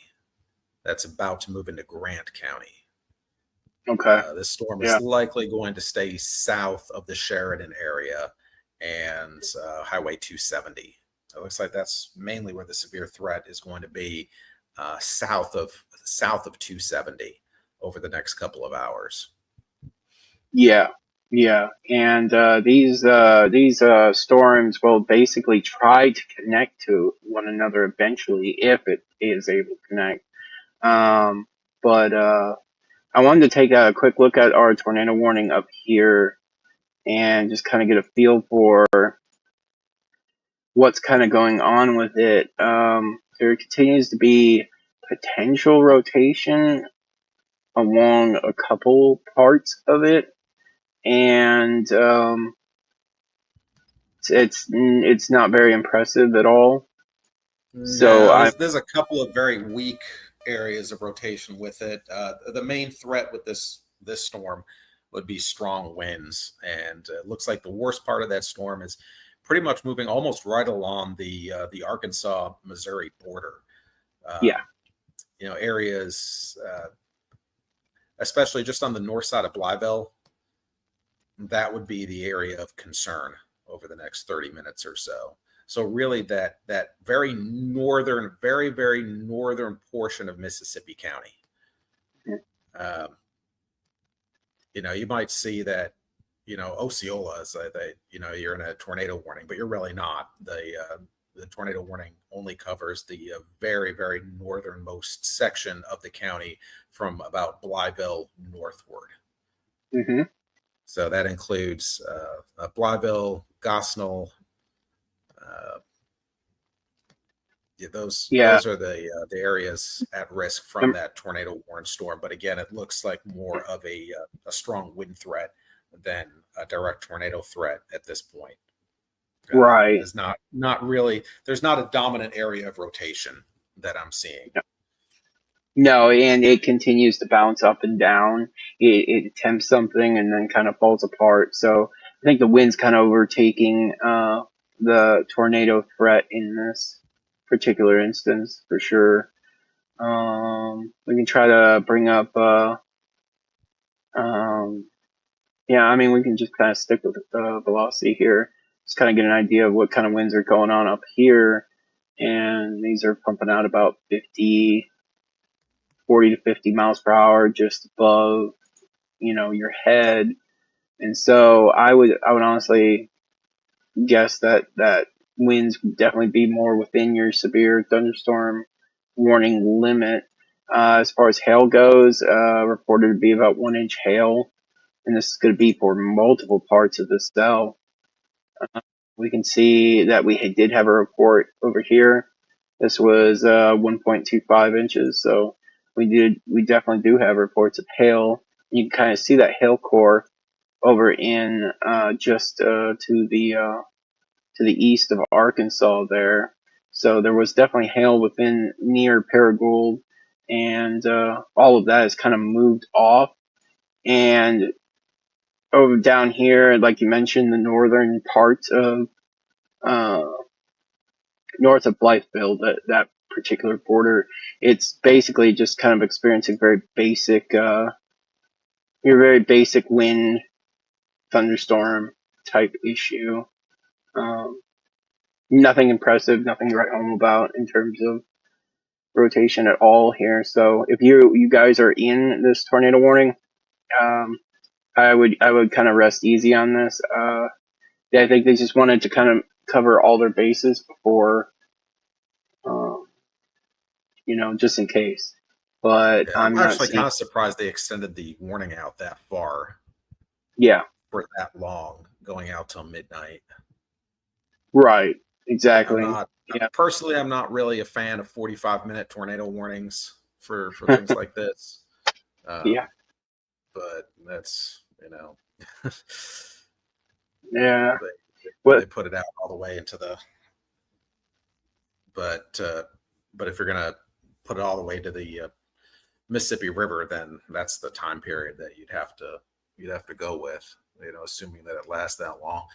But I mean, it is going to stay a severe storm, at least, likely through the time that it hits the Mississippi River. So, even though, the tornado threat, as of right this second doesn't look all that high, still some strong wind gusts and possibly some hail up to about, say, penny size possible with that storm. But the way that it looks now, it's for the most part staying on the Missouri side of the border, and we'll have to watch that southern end, that southwest corner of the storm to see if it starts growing and building back. If it does, that would increase the threat for Blytheville. But the way the storm is moving right now, it looks like the main threat for any damage associated with the storm is staying mainly on the Missouri side of the Arkansas-Missouri border. North of Blytheville. So that's what we're looking at right now. I haven't seen the rotation get any better organized. Seeing some indications of some strong winds, though. That is definitely an issue. Wind gusts of 60, possibly 70 miles per hour can't be ruled out with that storm. Right, exactly. And I'm just kind of taking a quick peek over here. Does look like there's some very minor indications of some small potential rotations. They have not gone tornado warned on any of them. It's more we've got definite hail core being developed just south of Arkadelphia, and you can kind of see that in the big purple area right here, just south of Gum Springs. That continues to develop quite a bit of hail, and I would say probably between 1 and 1/4 inch about, and that's going to continue to have a 60-mile-per-hour wind threat as well. And then as we go up into Sheridan area, we can see it's trying to develop a potential hail core. It's definitely still shooting out quarter size, 60-mile-per-hour winds on that one. And if we go all the way back over to our storms over here in Wind Forest City, I mean, I know people are concerned about tornadoes and all that, but I'm just gonna say we're not seeing any potential like rotations that are of any concern whatsoever. That cell was tornado warned a little while back in Augusta area, but when it merged, it kind of fell apart and became a big wind threat. So we've got 2 hail cores within this line here, going from Cotton Plant all the way up to Terrell, and it's going to be basically putting out about ping pong ball size hail. And apparently we have reports that there was potential that Paragould, it may have touched down for a brief moment. So we'll have to wait and see if we can get confirmation on that. It was probably at the point where it had just begun. That was where it was the most impressive in Yeah, it did terms. look, that rotation looked fairly significant when it was moving over Paragould. It Yeah, didn't really start to weaken until it got east of Paragould. yeah, So even though we didn't really get a debris signature, that doesn't mean that we couldn't have had a touchdown. right. It can happen in between radar scans, which at that point it may not get much in terms of debris, especially if it was just an ever so slightly touchdown. And if I would say if it's a brief touchdown, that you're not really going to get debris up to, because that radar scan is at 4,000 feet. So, a brief touchdown, so wouldn't necessarily get debris up launched that high to be detected by the radar. Yeah, it'd be lucky to get above the tree line at that point. But yeah, it would stay. If it was a touchdown, it may have been, hopefully a weak tornado, EF0, EF1, somewhere on those along those lines. Yeah, which is good. We did not want to see one of those big debris ball signatures this evening. no, especially after what happened this morning and watching several debris balls across northern Arkansas. That was very, very hard for me to watch and report on. It was very, it was very intense. There were parts that we had multiple tornadoes that were on the ground up in northern Arkansas, and it was a very, very tense night for our folks up there, and especially in the Bentonville Rogers area. That's where the most destruction was. Yeah, that was a rough night to be sure for northern Arkansas. So at least the threat for northern Arkansas tonight is not there. There was that PDS tornado watch that, by the way, was allowed to expire. That particularly dangerous situation tornado watch that ended at 11 p.m. Okay, yeah, that's good. Yeah, now we're down to the very basic tornado watches. So we have no more PDS. I believe a lot of it had to do with how Missouri performed ahead of all that, along with what your shortwaves were kind of delayed, kind of coming out. So we kind of got lucky in terms of development, not getting that potential threat coming in. And then we also had the cap. We had a pretty strong cap earlier today for much of central and western Arkansas. Oh yeah, that was very evident today. Yeah, and so basically we kind of got lucky. Didn't have to worry too much about that. Now I will say, I'm looking here, near Leola, Sheridan area. There are indications of hill core vegetation development. I know we have a lot of amateur forecasters out there who kind of like uh, they'll see something like this and they'll kind of freak out. But at this time, I don't.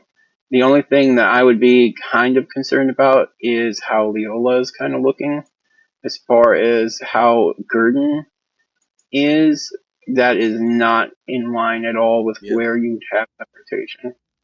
Yeah, yeah. They around Leola, that looks like some straight winds. Those look like straight line winds to me. Potential for some straight line. strong wind gusts. So Uh, that, yeah, that would definitely throw your false indications out in terms of. Uh, oh yeah, when you look at storm relative loss, I should have just looked at that before I said anything. Yeah, that is definitely straight line wind indication. Uh, and we can see on our high res reflectivity, um, this is kind of trying to merge itself in towards the Arkadelphia cell. So basically, more mergers equals more wind threat down here, but we're going to continue to monitor these because they are going into your tornado watches. I'm we were more concerned about how the northern part of Arkansas was really going to kind of play out than our southern part, except for southeastern Arkansas, and we're just kind of waiting to see how this kind of moves in and develops overnight. But we're going to go ahead and look up back here real quick and see how our northern. Yeah, there's nothing. Yeah, there's nothing really going on up here. In terms of tornado threat potential. So, like I said, I'm really surprised. I think they're just going to let this expire. It expires in 18 minutes, so we've got about 18 more minutes to kill. yeah, they'll just let this one go most likely. Yeah, but as of right now, we have no tornadic threat in that tornado warned area. Nothing's impressive. It's kind of screaming out. Now, back to down here, because I know that down in southwestern Arkansas, we do have some slight development just south of the Texarkana area, and this is going to be going south of Texarkana. So, if you live in downtown Texarkana, you're not really going to be experiencing much of this. Yeah. This is Um, missing Texarkana. This storm is moving a little bit south of due east. yeah, yeah. And so this is just going to kind of skirt the line of southern Arkansas for a little bit. Probably throw up a couple more severe thunderstorm warnings if we can find its way out of some of that capping down there. We might have to watch it a little later on, but that one may make it to Louisiana before it actually becomes a concern for us. So our main players, honestly, throughout the night, is going to be kind of watching how this particular line kind of develops. I'm less worried now about the northern, and we're just kind of focused on south central and kind of seeing how this kind of plays out tonight. We definitely see a high amount of wind, and yeah, it continues to be a very strong wind blow. Yeah, you can kind of see how it kind of just expands outward. It's a definite wind threat. And as far as Arkadelphia goes, continue to have developments with that hail core. So you guys are definitely getting a lot of hail down there in Arkadelphia, just south of Arkadelphia. South of Gum Springs going into near the Sparkman area, so Highway 7, Highway 8. You guys are going to get a bunch of potential hail. It's not destructive or considerable. Yeah, so it's just your kind of basic hail, but it's pretty wide area. Um, so just kind of keep an eye out on that. Try not to be out on that in that situation. Going back again to the tornado warning that continues to not be expired. No potential, still no potential threat. Uh, Lots of wind, definitely lots of wind. So Yeah, really, at this time, yeah, there's a wind threat associated with that storm. The one moving north of Blytheville. Really haven't seen a lot of change. Not expecting much in the way of change with yeah, that storm. Um,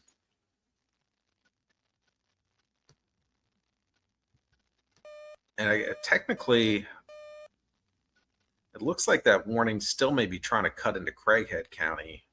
If you're in Craighead County and you see tornado warning, that storm is gone. yeah. Same with Greene County. That storm is pretty much pushed out of Greene County entirely. Mm-hmm. But they still have a small part of that tornado warning covering Greene County and Craighead County. Yeah, definitely.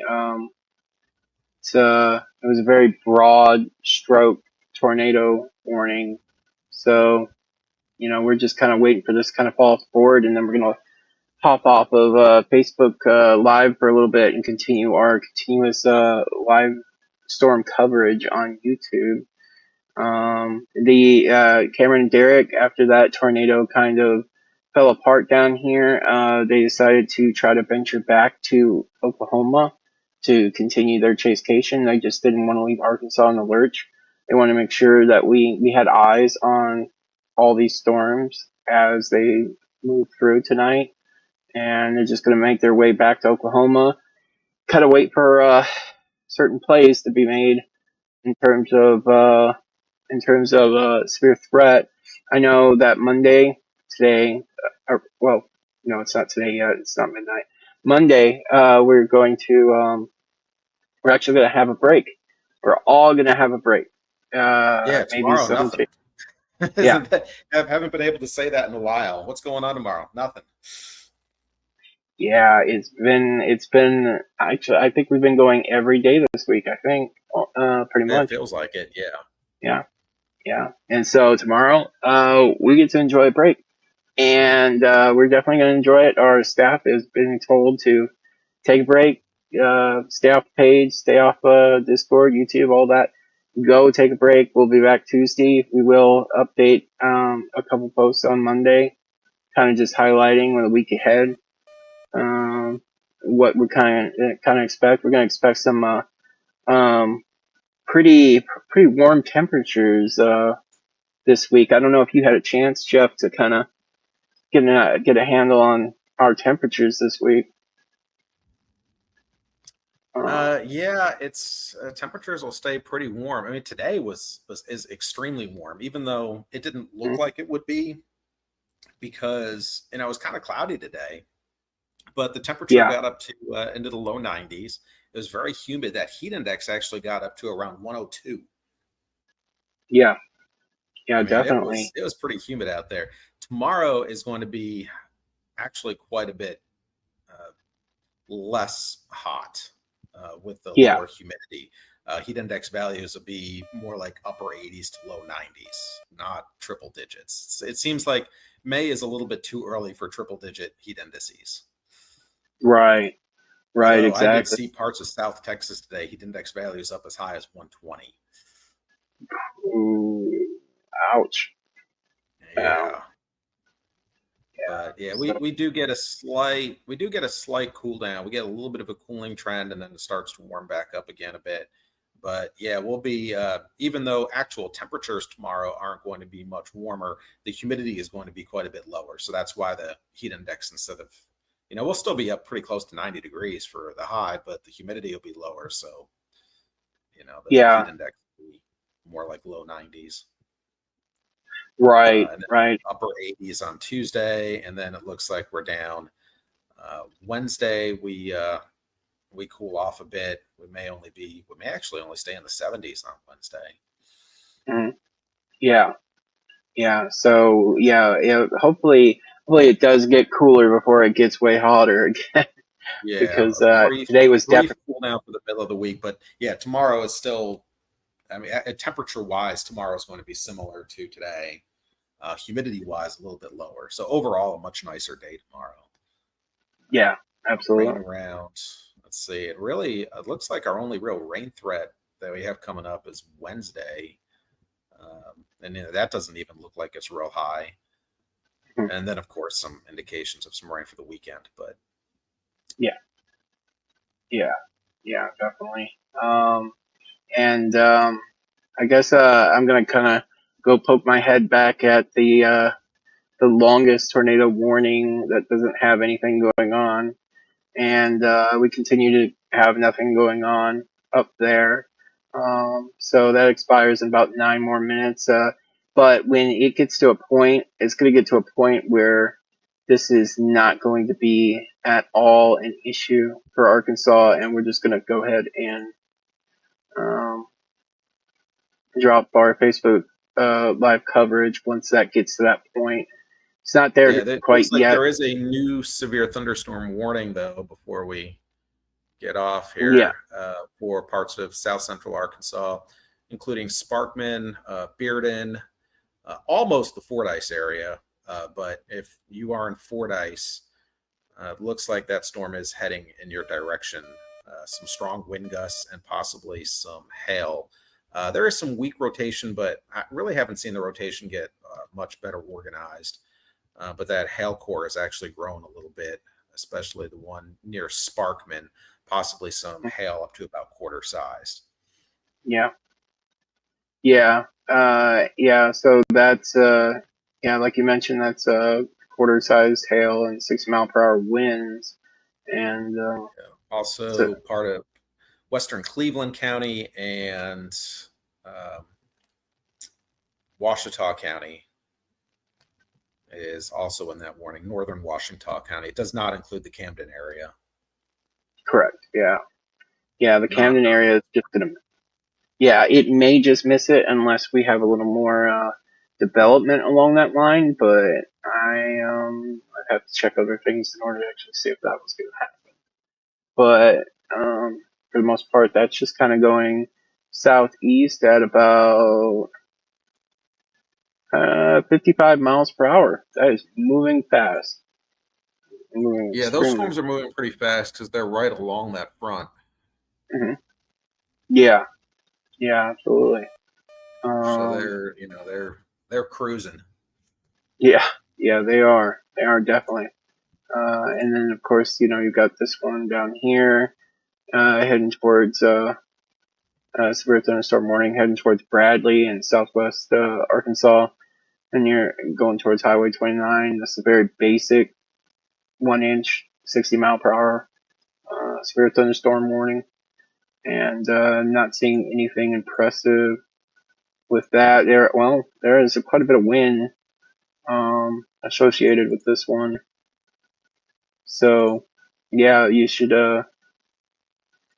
That one will be brief within Arkansas. That's going straight into Louisiana instead of just going east. So that one should be out of Arkansas shortly. Yeah, that Um, one's moving, yeah, more east southeast. So that's yeah, going to stay. That's going to go south of Magnolia, like pretty much right along the, and then into northern Louisiana, yeah, and it looks in the like the general national weather. direction of, between El Dorado and Ruston. Yeah, and it looks like the National Weather Service wants to continue the potential threat in this area with a tornado possible severe thunderstorm warning going across through Arkansas, uh, and they just canceled the warning. So they basically downgraded it from a warning to tornado possible.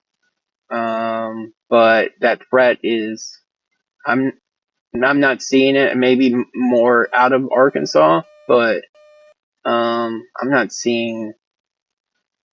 No, I'm not seeing. there's no obvious. I'll switch back to the Memphis radar real quick and see if I can see anything. But Yeah,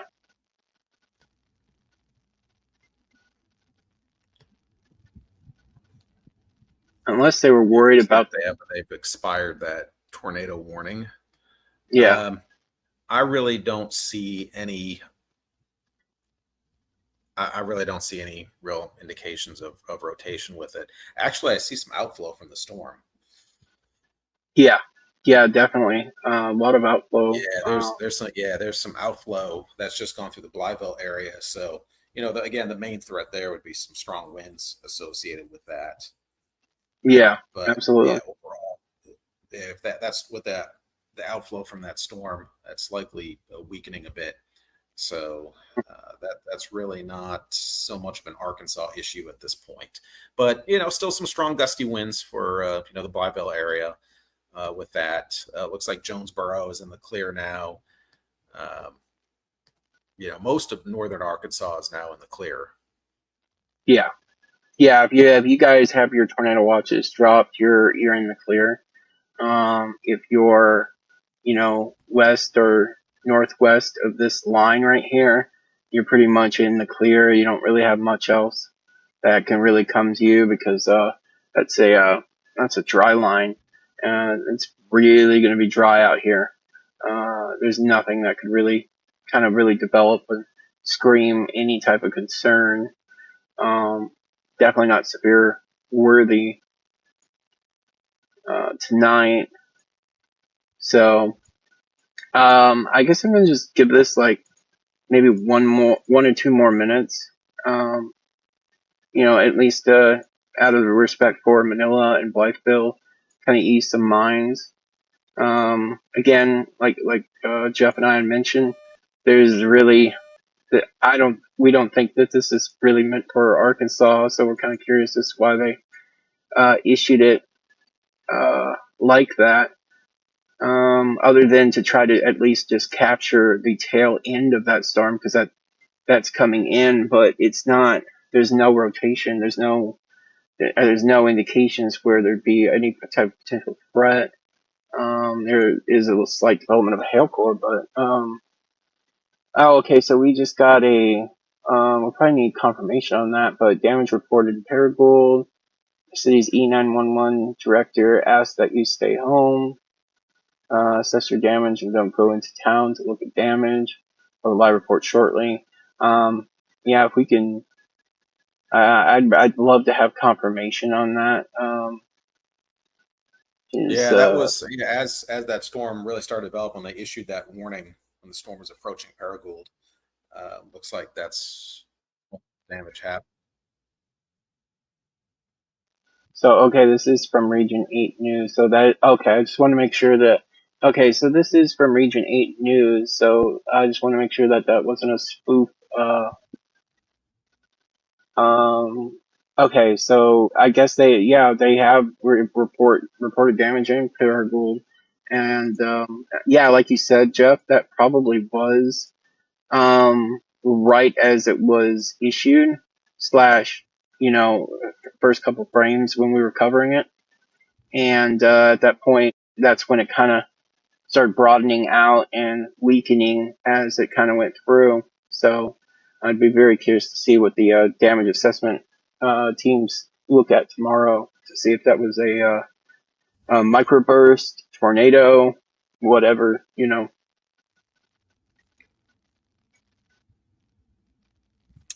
Yeah, that was. I would say. I mean, it's hard to say for sure. I mean, it could be Yeah, straight line winds, but based on the radar signature at the time and where that damage occurred and the time that it occurred, uh, you know, the most likely scenario.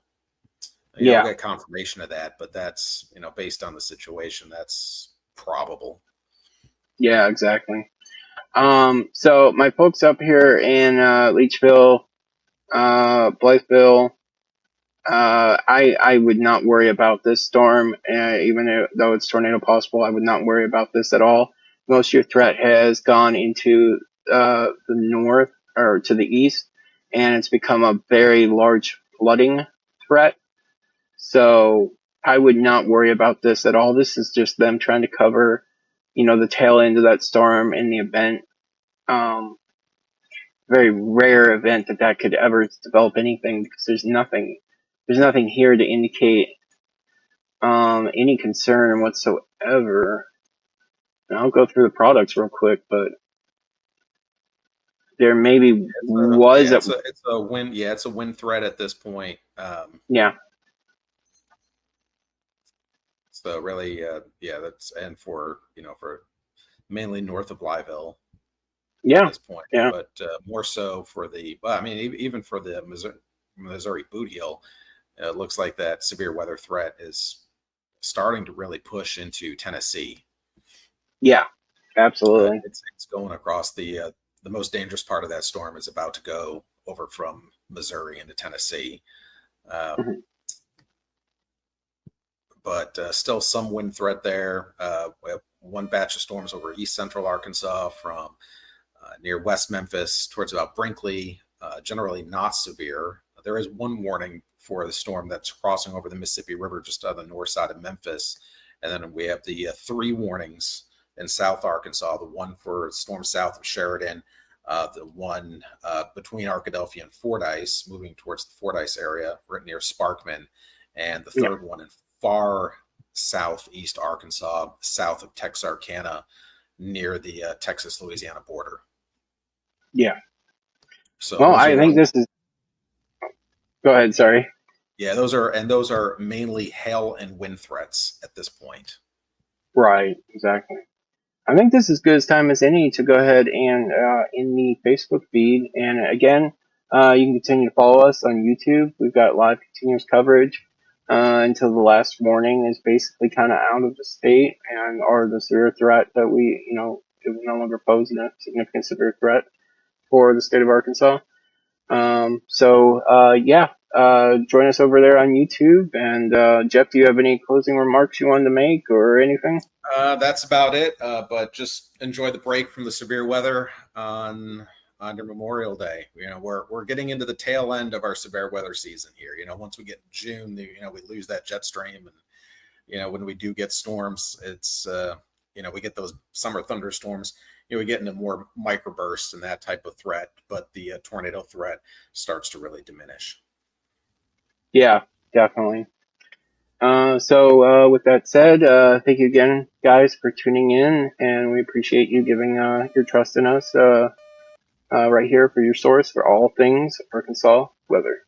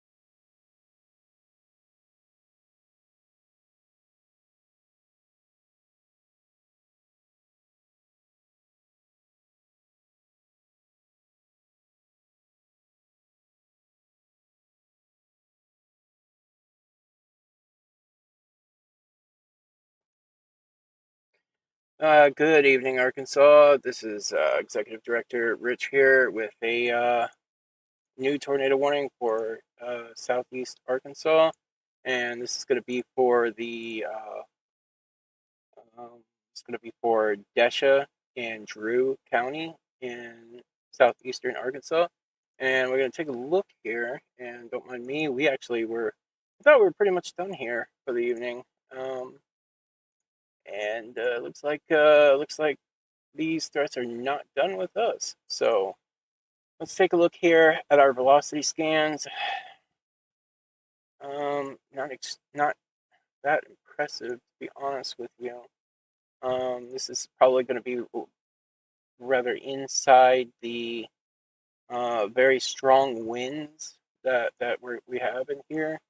This is definitely 60-mile-per-hour winds in this area, and I'm trying to pinpoint exactly. Let's see if I can try to grab a better radar system. I am not going to be able to grab a better radar system at this time, so we're just going to go ahead and treat this as a general area tornado warning, general precautions. I'm going to put a tracker here that's going to be going for 45 miles per hour. So let's put this down here, 45 miles per hour. All right, and I'm center this better because I'm using another monitor here, so it's going to look very different. All right, so these are the cities that can be impacted by this potential tornado warning. I'm going to zoom in. It's going to be crossing Highway 425 in Monticello. This is going to be right in or near Monticello at this current time. This is a rotation. This is radar indicated rotation. This is not a tornado on the ground as far as we know right now. Cities impacted in that path is going to be Killen, Deanne, Inan, Clemento, Collins, and Baxter. And basically what you want to do is you want to get to the lowest part of your house, away from exterior walls and windows. And you want to prepare at this time to expect at any moment that this could be on the ground. We've seen several tornadoes touch down throughout the evening, and so we just want to make it abundantly clear that there is potential at this time. Let's see if we can kind of get a better. I'm going to get a little bit better tracker here. This is going in a. About your best bet here. This is not well formed at all. So it's going to be already over in the Monticello, or close to the Monticello area. It's definitely crossing over Highway 35 very soon, 278.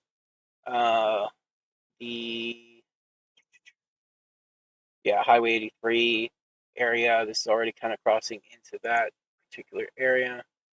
I'm going to try to change some velocity scans here, hoping for a better picture.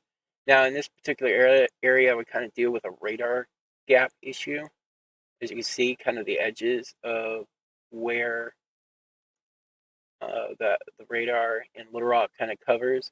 And I was trying Jackson, but unfortunately, Jackson is still a little too far, and we don't have any other radar source. We can try to poke our heads on Shreveport. Okay. So, Shreveport is probably going to be about your best way to kind of get a general sense, but you got to remember this is going to be more bent, so it's going to be at a different angle. Let me see if I can. Jeez.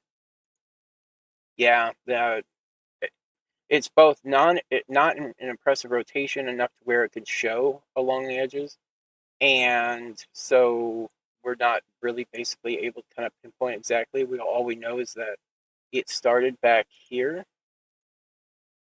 What was that? So it started back here. And it's just kind of following a southeastern kind of a southeastern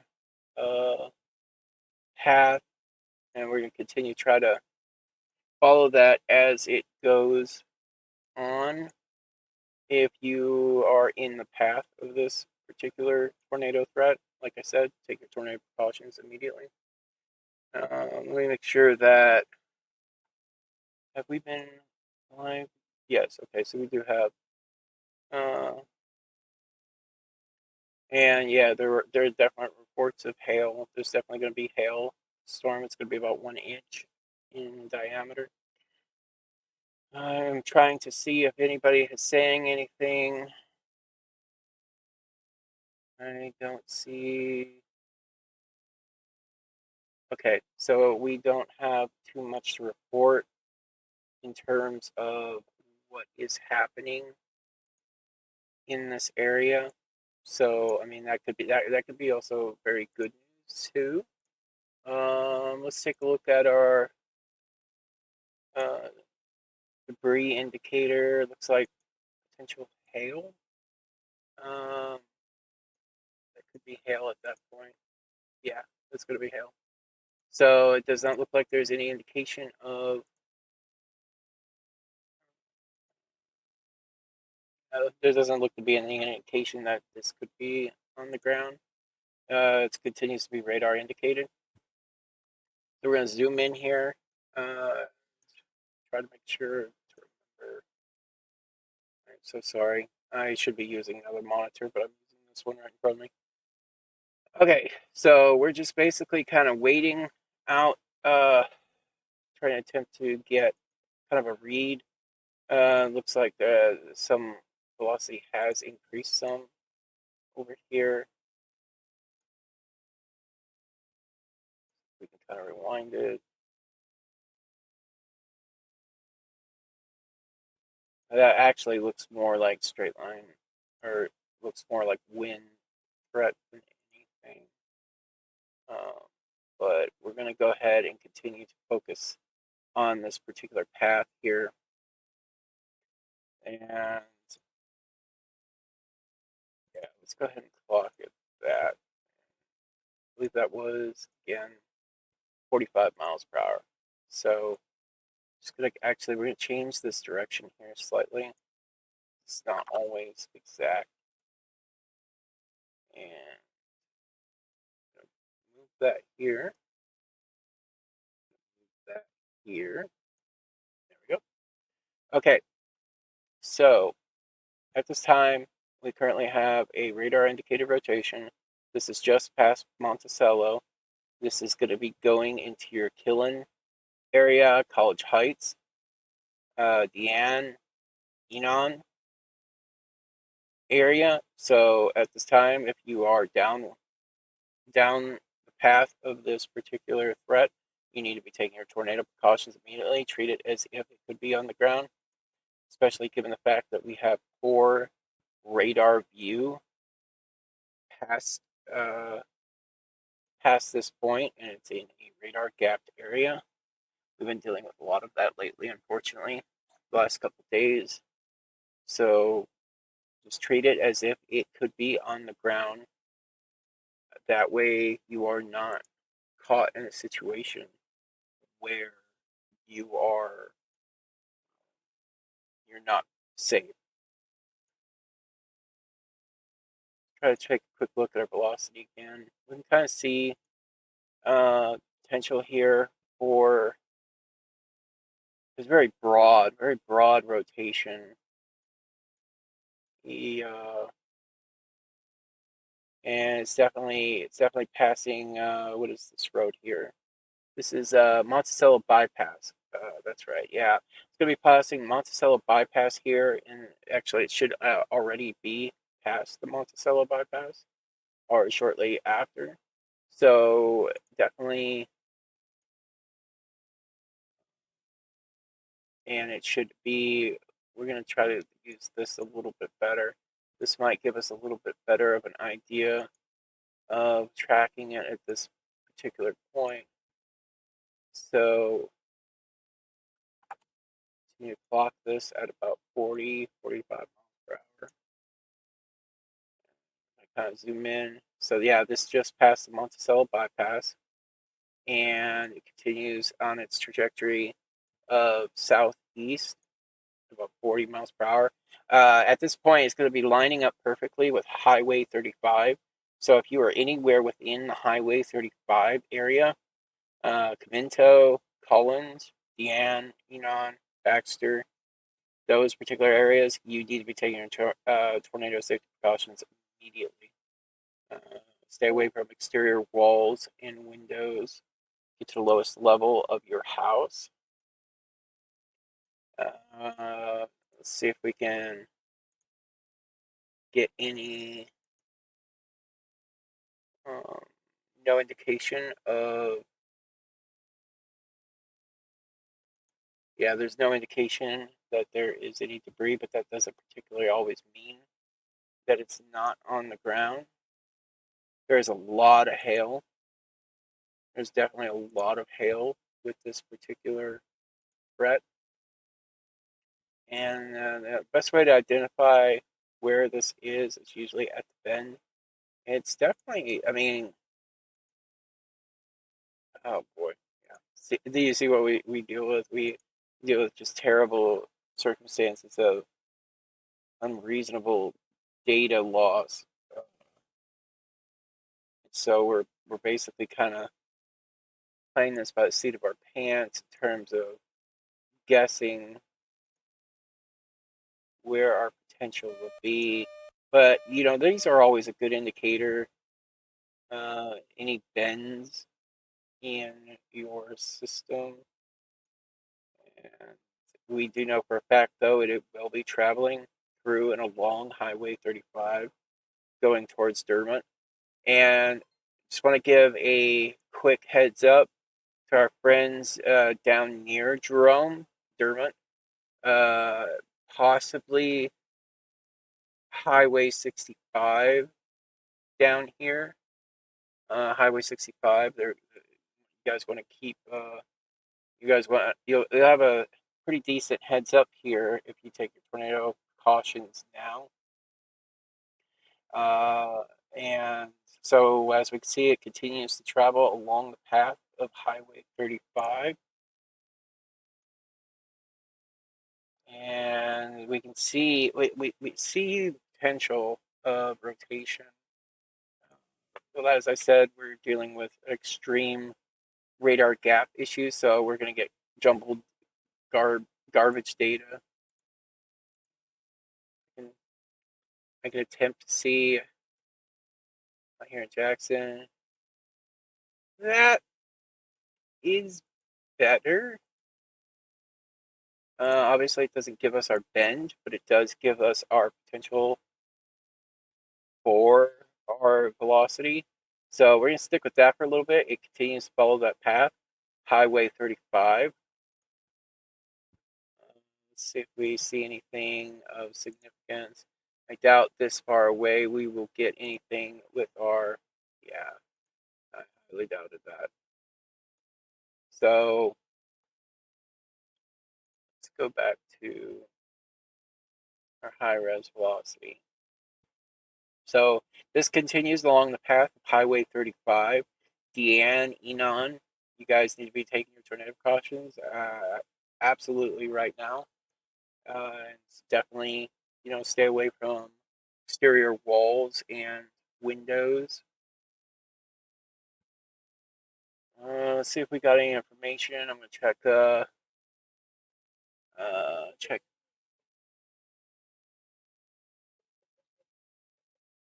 So there are 118 power outages in Shea. Okay. Not true. Gotcha. Okay, so I am not. Okay, yeah. Continue. You guys need to continue to take your tornado precautions. Take cover immediately.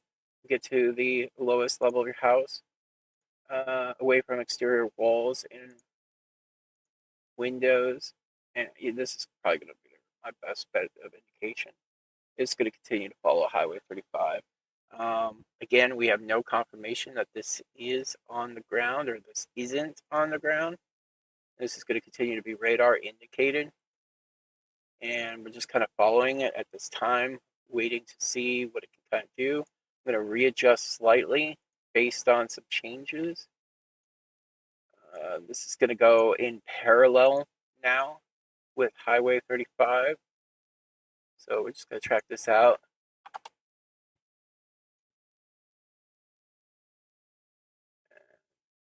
Yeah, we'll just do this. So Caminto, you need to be taking your tornado precautions immediately. Collins, Baxter, anyone along Highway 35, Collins Line Road, near Highway 35, you need to be taking your tornado precautions immediately. To the lowest level of your house, away from exterior walls and windows. And I'm going to zoom out real quick, kind of give you guys a quick overview of what we're kind of looking at. So here's Lake Village down here, Montrose, Dermot. You can basically see that this is very close to the southeastern border. So we're not going to have to deal with this too long. Let's wait for the latest scan. The scan continues to indicate is still near Highway 35. I'm going to check velocity scan. There is, wow, that's a mess. So I do see still that there is that potential for rotation in the Caminto area along Highway 35. That potential is still there, so it is definitely rotating ahead, well, basically in the front of the storm. You can continue to see the indent here, just past Caminto. We still see that is radar indicated still. So this is going to be crossing Collins Line Road here very, very soon. And I'm going to take a quick zoom out again. Again, this is still following Highway 35 along the path of Highway 35, and eventually it will get to Collins Line Road, and at that point head between Jerome and Dermot.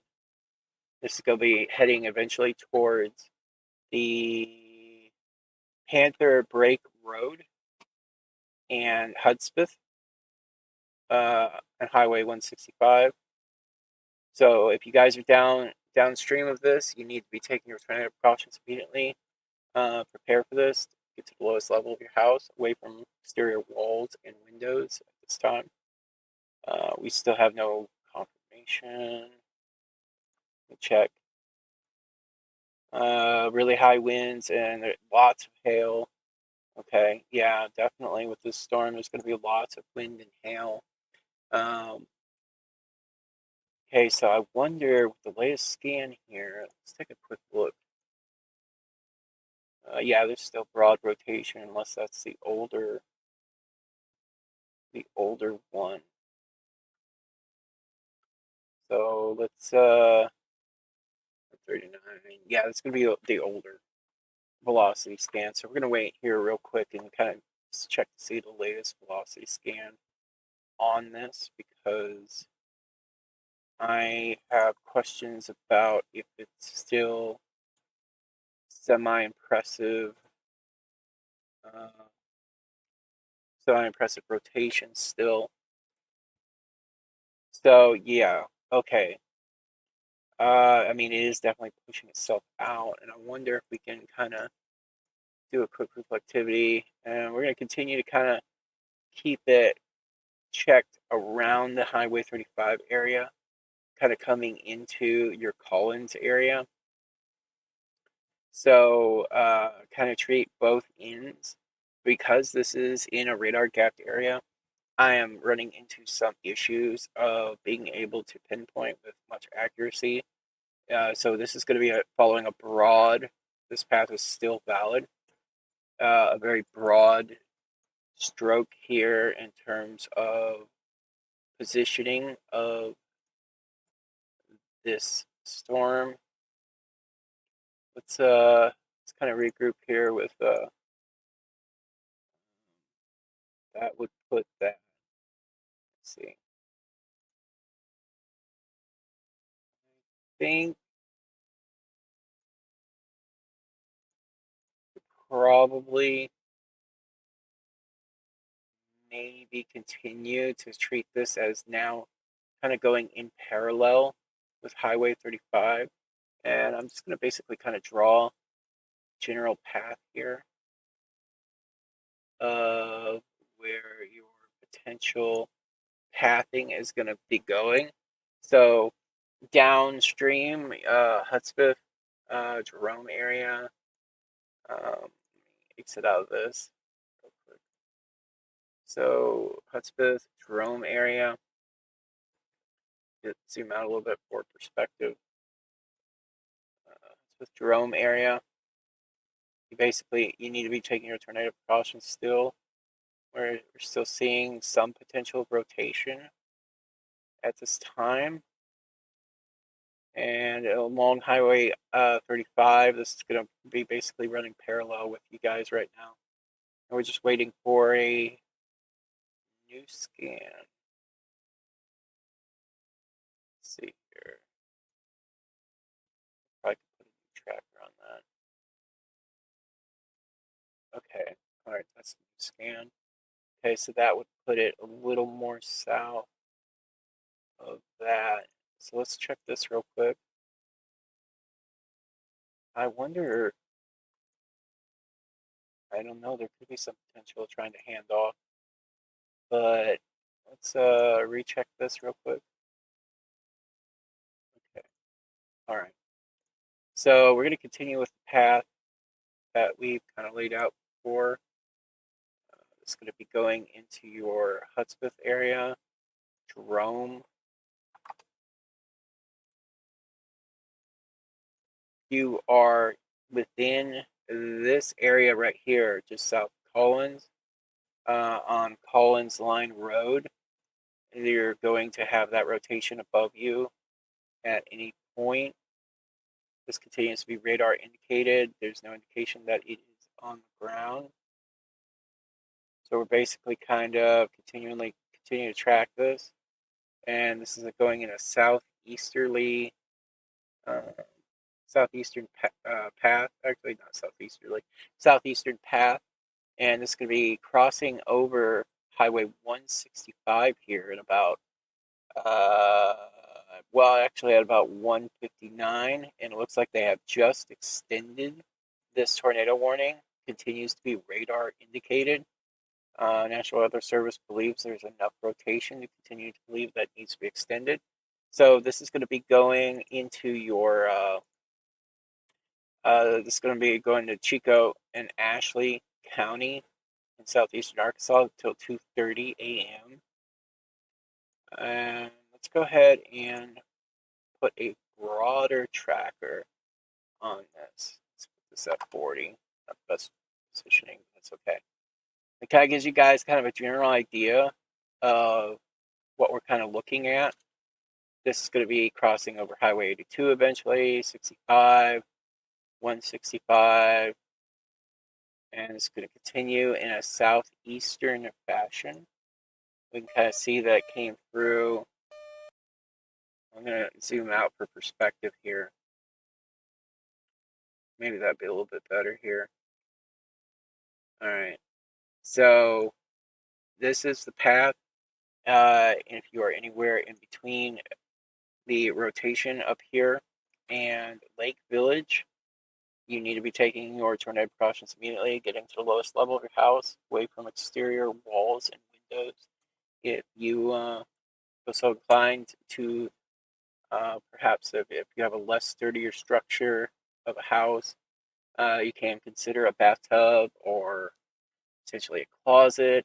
With a bathtub, you consider sheets, blankets, kind of protect yourself, so that way if this does end up being on the ground, which that much of a broad rotation, there is some potential. I'm not gonna lie, there is some potential, but it's so hard to tell with it being this far from the radar. And I don't think that even if they were able to really kind of tell, I don't think they would be able to tell you it's observed at this point unless we had a trained spotter down there, but we usually don't have much in the way of spotters or people that were actually prepared for this particular storm. A lot of people had given up for the evening and went to bed, so nobody would be really kind of on this at this particular time. So I'm going to bring this impact time, and just kind of keep that there for a little bit, and let people kind of catch up.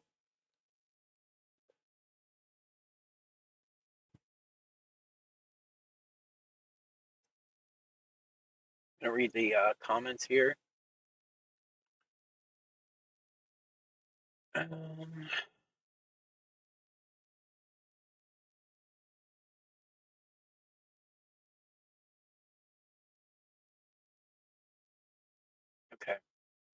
All right. So we don't have anything significant to report at this time.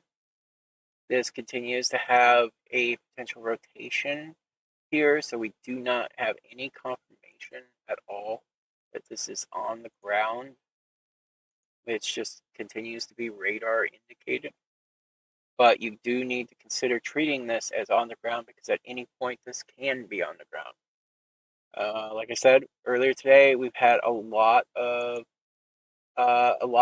tornadoes that ended up briefly touching down, and in Paragould, for instance, there's potentially.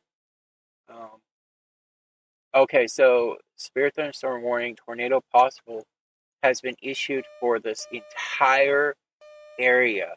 Now, obviously, this part up here isn't going to largely matter as this doesn't affect much up here. However, it will affect this whole entire line down here near Crosset, near Portland, Montrose, Hamburg. So if you guys are in this tornado possible severe thunderstorm warning, you need to be taking potential your tornado precautions immediately, simply because they're saying at this time this entire line, and I am at this time actually seeing some potential rotations. We could end up with another tornado warning. They're being safe and guarded for the simple fact that this is a radar gapped area. Okay, they're trying to tell y'all right now that along this entire line, they cannot absolutely guarantee that the radar is going to be able to detect tornadic potential. So they're basically kind of leaving it up to people like us to kind of tell you, hey, you need to keep your guard up. You need to consider taking your safety precautions at this time. Getting to your lowest level of your house, away from exterior walls and windows. This entire line is tornado possible. So at any point, with or without notice, there could be a tornado warning. And that's actually the scary part about this type of situation, is because of the simple fact that either A, there's already a tornado on the ground, it could simply hand itself off to another part of the storm, and we can actually kind of keep an eye on that a little bit, see if there's any bending. We continue to see some bending within that, and let's try to put this in motion here. Yeah, so you guys in this severe thunderstorm warning, you guys need to treat this as a potential, like a tornado warning light warning, and definitely be extremely weather aware. If things get scary, take your tornado precautions immediately, even if it sounds like a large wind. Don't wait. Don't try to get outside and see these. These are all going to be extremely hard to see. Extremely hard to see. So definitely take your tornado precautions at this time. You are in these areas right through here. So I'm sorry, I should have probably zoomed out a little bit. I am sitting here on another monitor, so. Okay, let's put this right here. All right, so this is where we know that there's a tornado. potential tornado warning. That is radar indicated rotation. This line all through here is potentially tornado possible. So with that being tornado possible, this entire line here, all the way up through here, could have potential of producing another tornado. Now, one of the main reasons why they could do that out here is because of the simple fact that it is radar gapped, and they don't know if it could either hand off or produce another tornado within this line, a potential spin up that could briefly spin up and potentially touch down. They are just trying to get as much of an area as possible to tell everyone you need to take your tornado safety precautions immediately. So I'm going to take a second and kind of browse through everything. Make sure I'm not missing anything.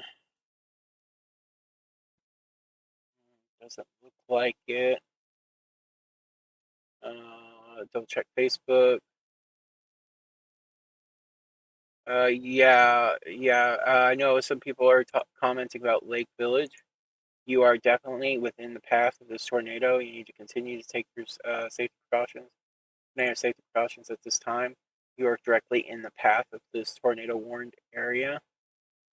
And we're going to take a quick look at velocity scans real quick. And we can kind of see some potential rotations along this line. And it's a very large mess. I'm going to tell you that right now. It's a very large mess because it's at the edge of the radar. So basically what we're kind of dealing with is garbage, polluted data at the very edge of the outskirts of this. And the only thing that I can do is I can try to pull up Jackson's to see any potential. Ooh, see, I don't know if that is in error or if that continues to be something of significance because it is so far from the radar. But sometimes a different radar can kind of give us a different perspective. It is getting closer to the radar.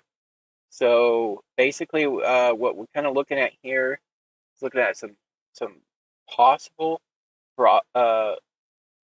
strengthening of your rotation at this time, and it's basically going to kind of go around this area and continue going towards Lake Village, about 40 miles per hour. I'm going to bring this right here. And again, I want to stress, here, I'll just try to put this up. I want to stress though, if you are in this severe thunderstorm warning, this is tornado possible. If you're just joining us, this is tornado possible, okay? So treat this as a tornado warning light, a warning. You need to treat this as a potential tornado warning. Simply because they are running into a situation where there could be brief spin-ups.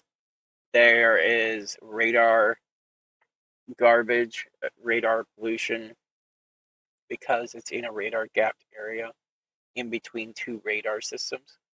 So you basically need to treat this as the potential of this entire line at any point in any area could produce a spin-up, could produce a potential life-threatening situation.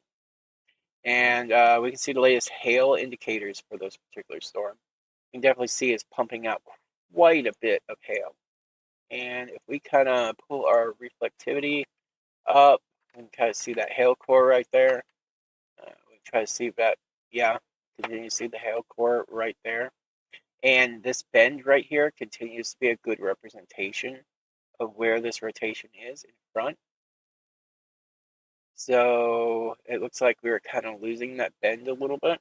So we're going to go back to velocity scans, and we can see potential. I see another potential rotation right here too, and so I'm a little concerned that they may not be issuing another tornado warning and they're just telling people that since you are in a tornado possible situation, you need to consider treating this as a tornado warning. So we've got did they issue two? Did they issue a tornado warning within a tornado? That is peculiar. I'm not quite sure what they're doing with that. Let me wait for the latest scans here. Okay, so there's a tornado warning within a tornado warning. Why did they do that? Unless that's just shrinking. I believe that has to be shrinking. That has to continue to be shrinking, that tornado warning, because that doesn't make any sense to me. But National Weather Service has been rather finicky lately. So, at this time, continue to take your tornado precautions if you are within the path of this storm. This is now just going to the south of Dermot, crossing eventually Highway 165. And this continues to go towards Lake Village. And we have our times here, our impact times here.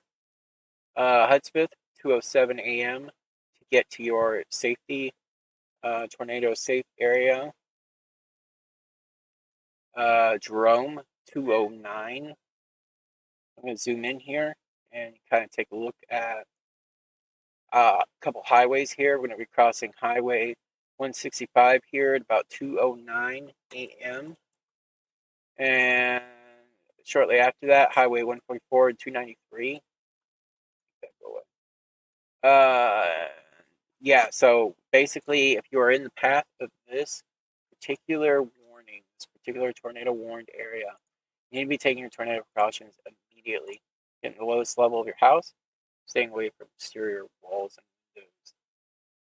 And I don't have much more information to really give you. I can try to, yeah, we can kind of see it a little better. It's a little clearer for me from Jackson. So we'll continue to use this radar until otherwise. So we're just going to kind of wait for the latest scans here. At this time, it's about to cross Highway 165, just south of Dermot. We continue to get reports of hail and really high winds. And this particular storm right here in itself is definitely full of high winds. Full of high winds. So you are definitely going to feel severe warned winds upwards of about 60 miles per hour, possibly more. Localized gusts higher than 60 miles per hour. So, well, that was interesting. I don't know if you guys saw that weird glitch with the tornado warning. Maybe they were trying to adjust it. So we're just kind of waiting to see what the latest scan produces. See if the rotation continues to grow, or if it that is, I have to say that is very odd of the National Weather Service to put it like that. But anyway, this is about to cross over Highway 165 here in about 10 minutes. No, I'm sorry, about 5.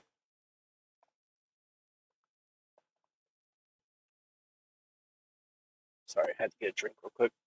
Yeah, so 165. It's going to be crossing Highway 165. It's going to be going into Hudspeth. And about 5 minutes or less. So you need to be taking your tornado precautions if you're down in this path. And do we have any reports or indications? Don't think so. Just basically waiting for a new radar update.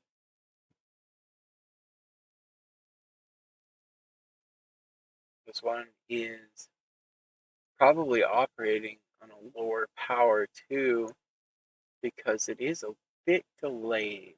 I'm a little worried about that. It is a bit delayed. Let's try to pull back a little bit, and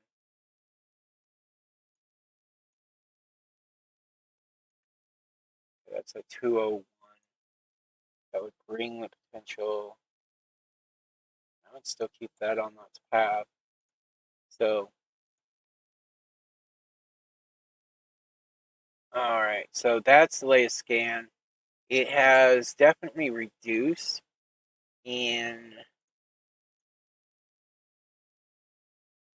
Yeah, it has definitely reduced in terms of intensity, or at least according to the radar.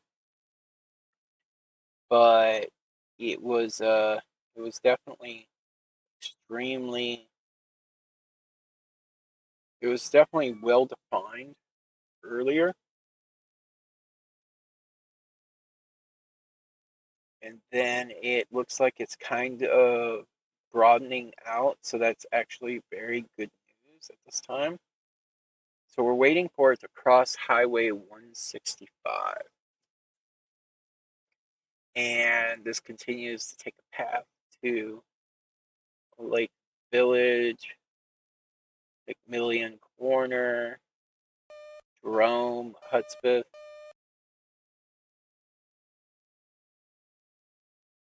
Boydell. Even consider taking your tornado crossings.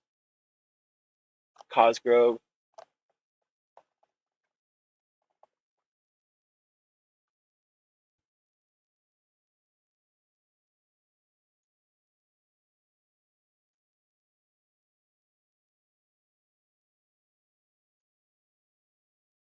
See if there's any reports.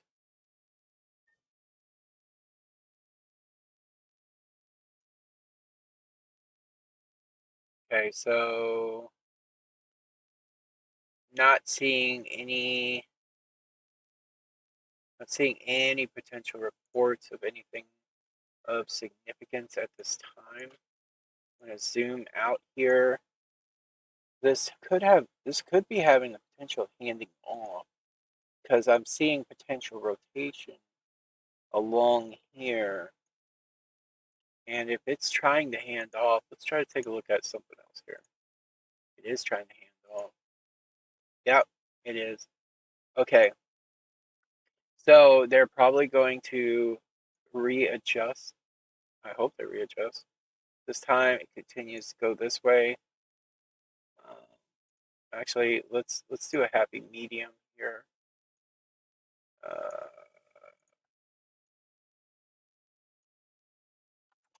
Now we're just gonna put this here. Actually, if you were originally in the path, continue to take your tornado precautions anyway. If you're anywhere in this tornado warning, you need to consider taking tornado precautions because it is dancing. It is definitely dancing at this time, which is making it go in different directions. That doesn't make any sense.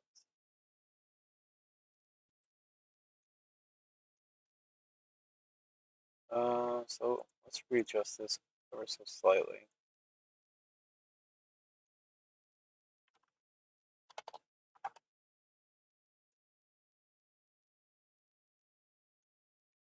It does not give me the exact amount of cities I want to capture. Try a broader one. There we go. Okay, so you're in the path of this tornado warning. You need to continue to take your tornado precautions. This time, get to the lowest level of house. Stay away from exterior walls, windows. And especially if you're anywhere near Highway 165 near Jerome, you need to definitely be taking cover now near Boydell. This is going to be coming up on, it should actually already be on you based on next latest radar scan that we're kind of waiting on. Let me check something here.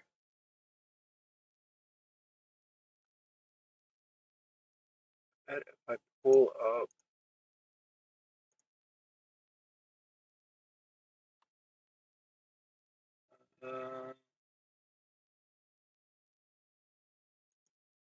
me check this real quick.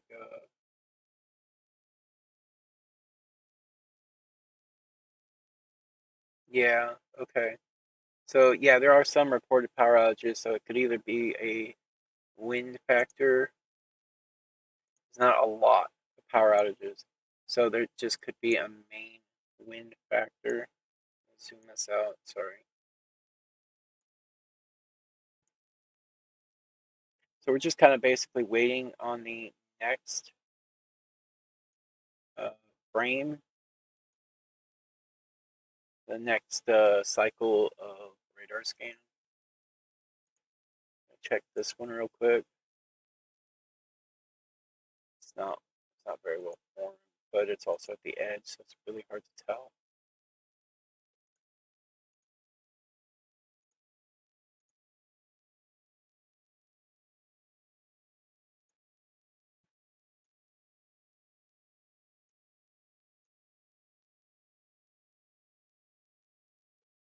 This radar is extremely slow.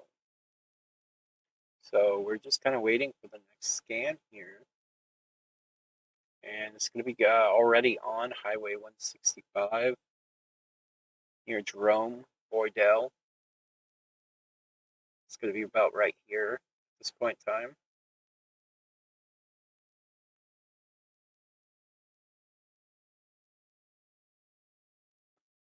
If this scan will complete.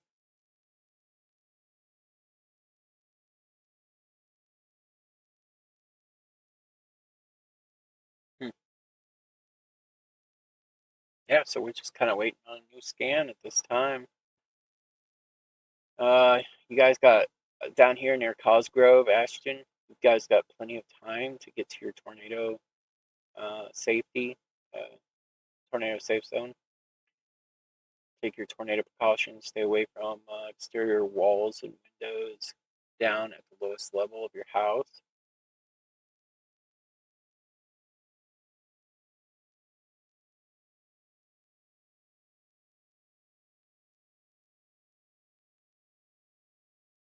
Huh. Oh, there we go. There we go. Okay. All right. So basically at this time, it seems to possibly have kind of absorbed the rotation. Maybe not all of it, but it's not. It's more of a very strong wind threat this time.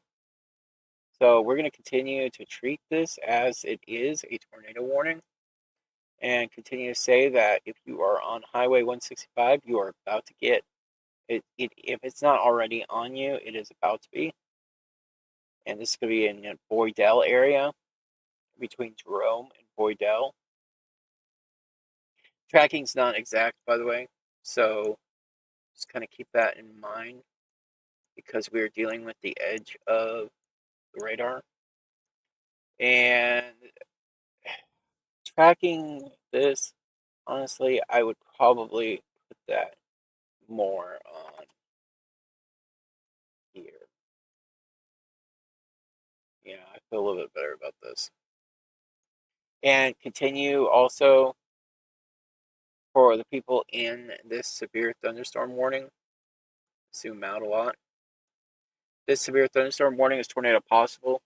Continue to remember that at any point in time they could have a spin up, brief spin up, with the storm coming in.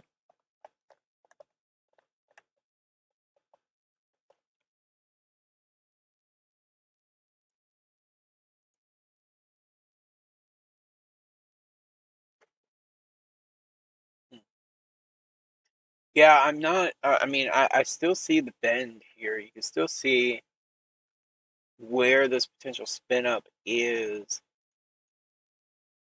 And I can even try to do a readjustment here. Looks like they just put a severe thunderstorm warning ahead of this as well. This is not tornado possible. There's a very large severe thunderstorm warning at that.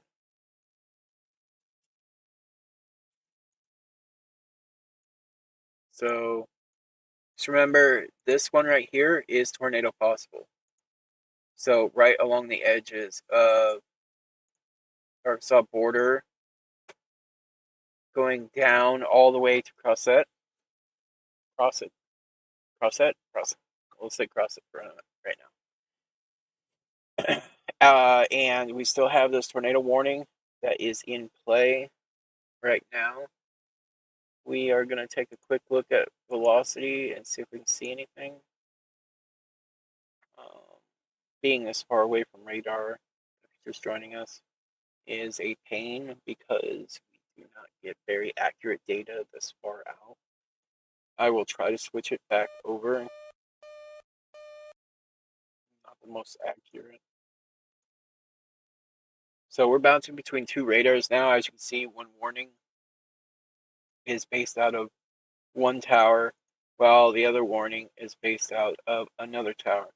That's how we are in the radar gap area. It's very unreliable, and that is why they put a severe thunderstorm warning, tornado possible, because they can't really quite guarantee if there is the potential of a tornado or not. All they know is that this line is producing spin-ups and that it could produce more, possibly.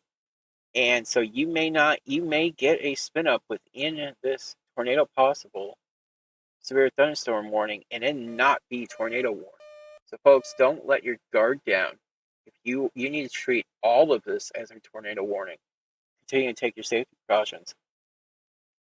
Get to the lowest level of your house, stay away from exterior walls and windows. So basically, this is the last storm that we really have to worry about for the evening. Once this is gone, everyone can take a sigh of deep breath, nice sigh of relief that we made it out. It's been a very long week. I know staff here at AWW are extremely tired and exhausted. Yeah, Jesse, spelling it out for me like that does not help me pronounce it, sir. So, just Jesse trying to, one of our chase managers. Cross it? Okay. Cross it. Thank you. Okay. I don't do a whole lot with southeast Arkansas. I don't see any rotation at this point anymore. I just see straight line winds. Not straight line winds, just extremely strong winds. There's very unimpressive rotation. I mean, yeah, I see the remnant. Okay, even the latest one, I don't even see it anymore. So they may just let this tornado warning expire or drop it early, but doubtful. Oh wait, they have actually downgraded this severe thunderstorm warning from tornado possible to just a regular severe thunderstorm warning. So that is actually great news. They may feel that this particular storm may pose little to no threat except for this potential right here, and I'm going to continue to track this out. Lake Village, just because I don't have you in that doesn't particularly mean that you are in the clear. You're still in the tornado warning. So yeah, these particular cities, you are in this path all the way up to 2:47 a.m. But we're kind of just waiting to see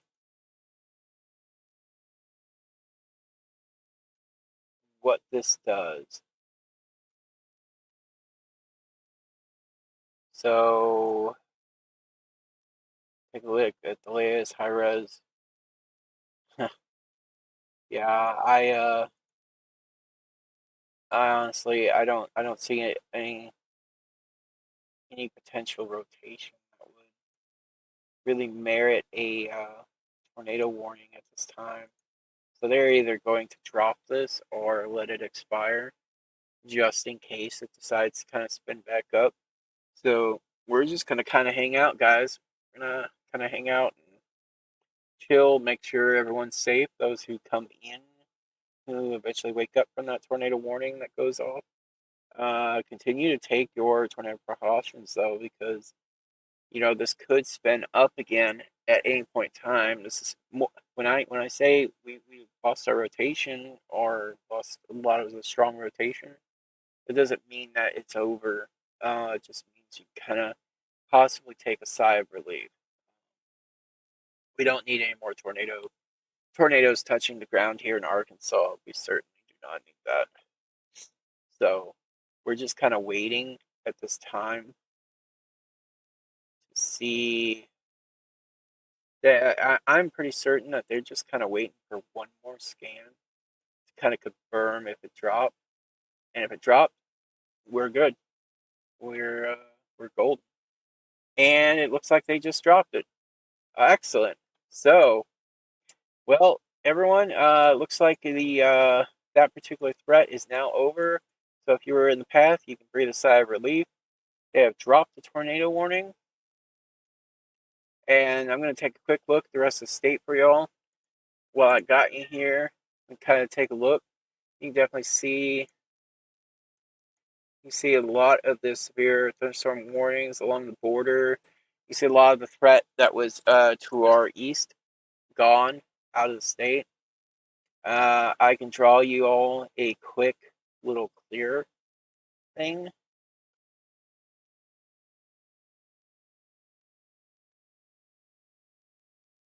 There we go. If you're in that circle, have a wonderful evening. You're good to go, even through Monday. No more storms Monday. May see a random chance of rain. Doubtful, though. I mean, a lot of this is all clearing out of the entire region. But if you do, it's going to be very brief. Nothing severe at all tomorrow. Today. When I say tomorrow, it's because I haven't gone to bed yet. Today, Monday. So I know it's Memorial Day. A lot of people may be off. A lot of people won't. But as far as Monday goes, everyone can kind of breathe a sigh of relief. No more threats. So at this time, we have no tornado possible. We have no tornado warnings. These watches, they're either going to let them expire in 2 hours and 39 minutes, or they're just going to kind of drop them once all of these storms kind of go away. So either way, like I drew for you, you're not in the path of any of these storms down here, you're good to go. You can have a great rest of your evening. So with that said, I want to thank you all again for joining us here on our live stream. We're going to continue to have YouTube live continuous coverage, and we appreciate you joining us right here. Your source for all things Arkansas weather.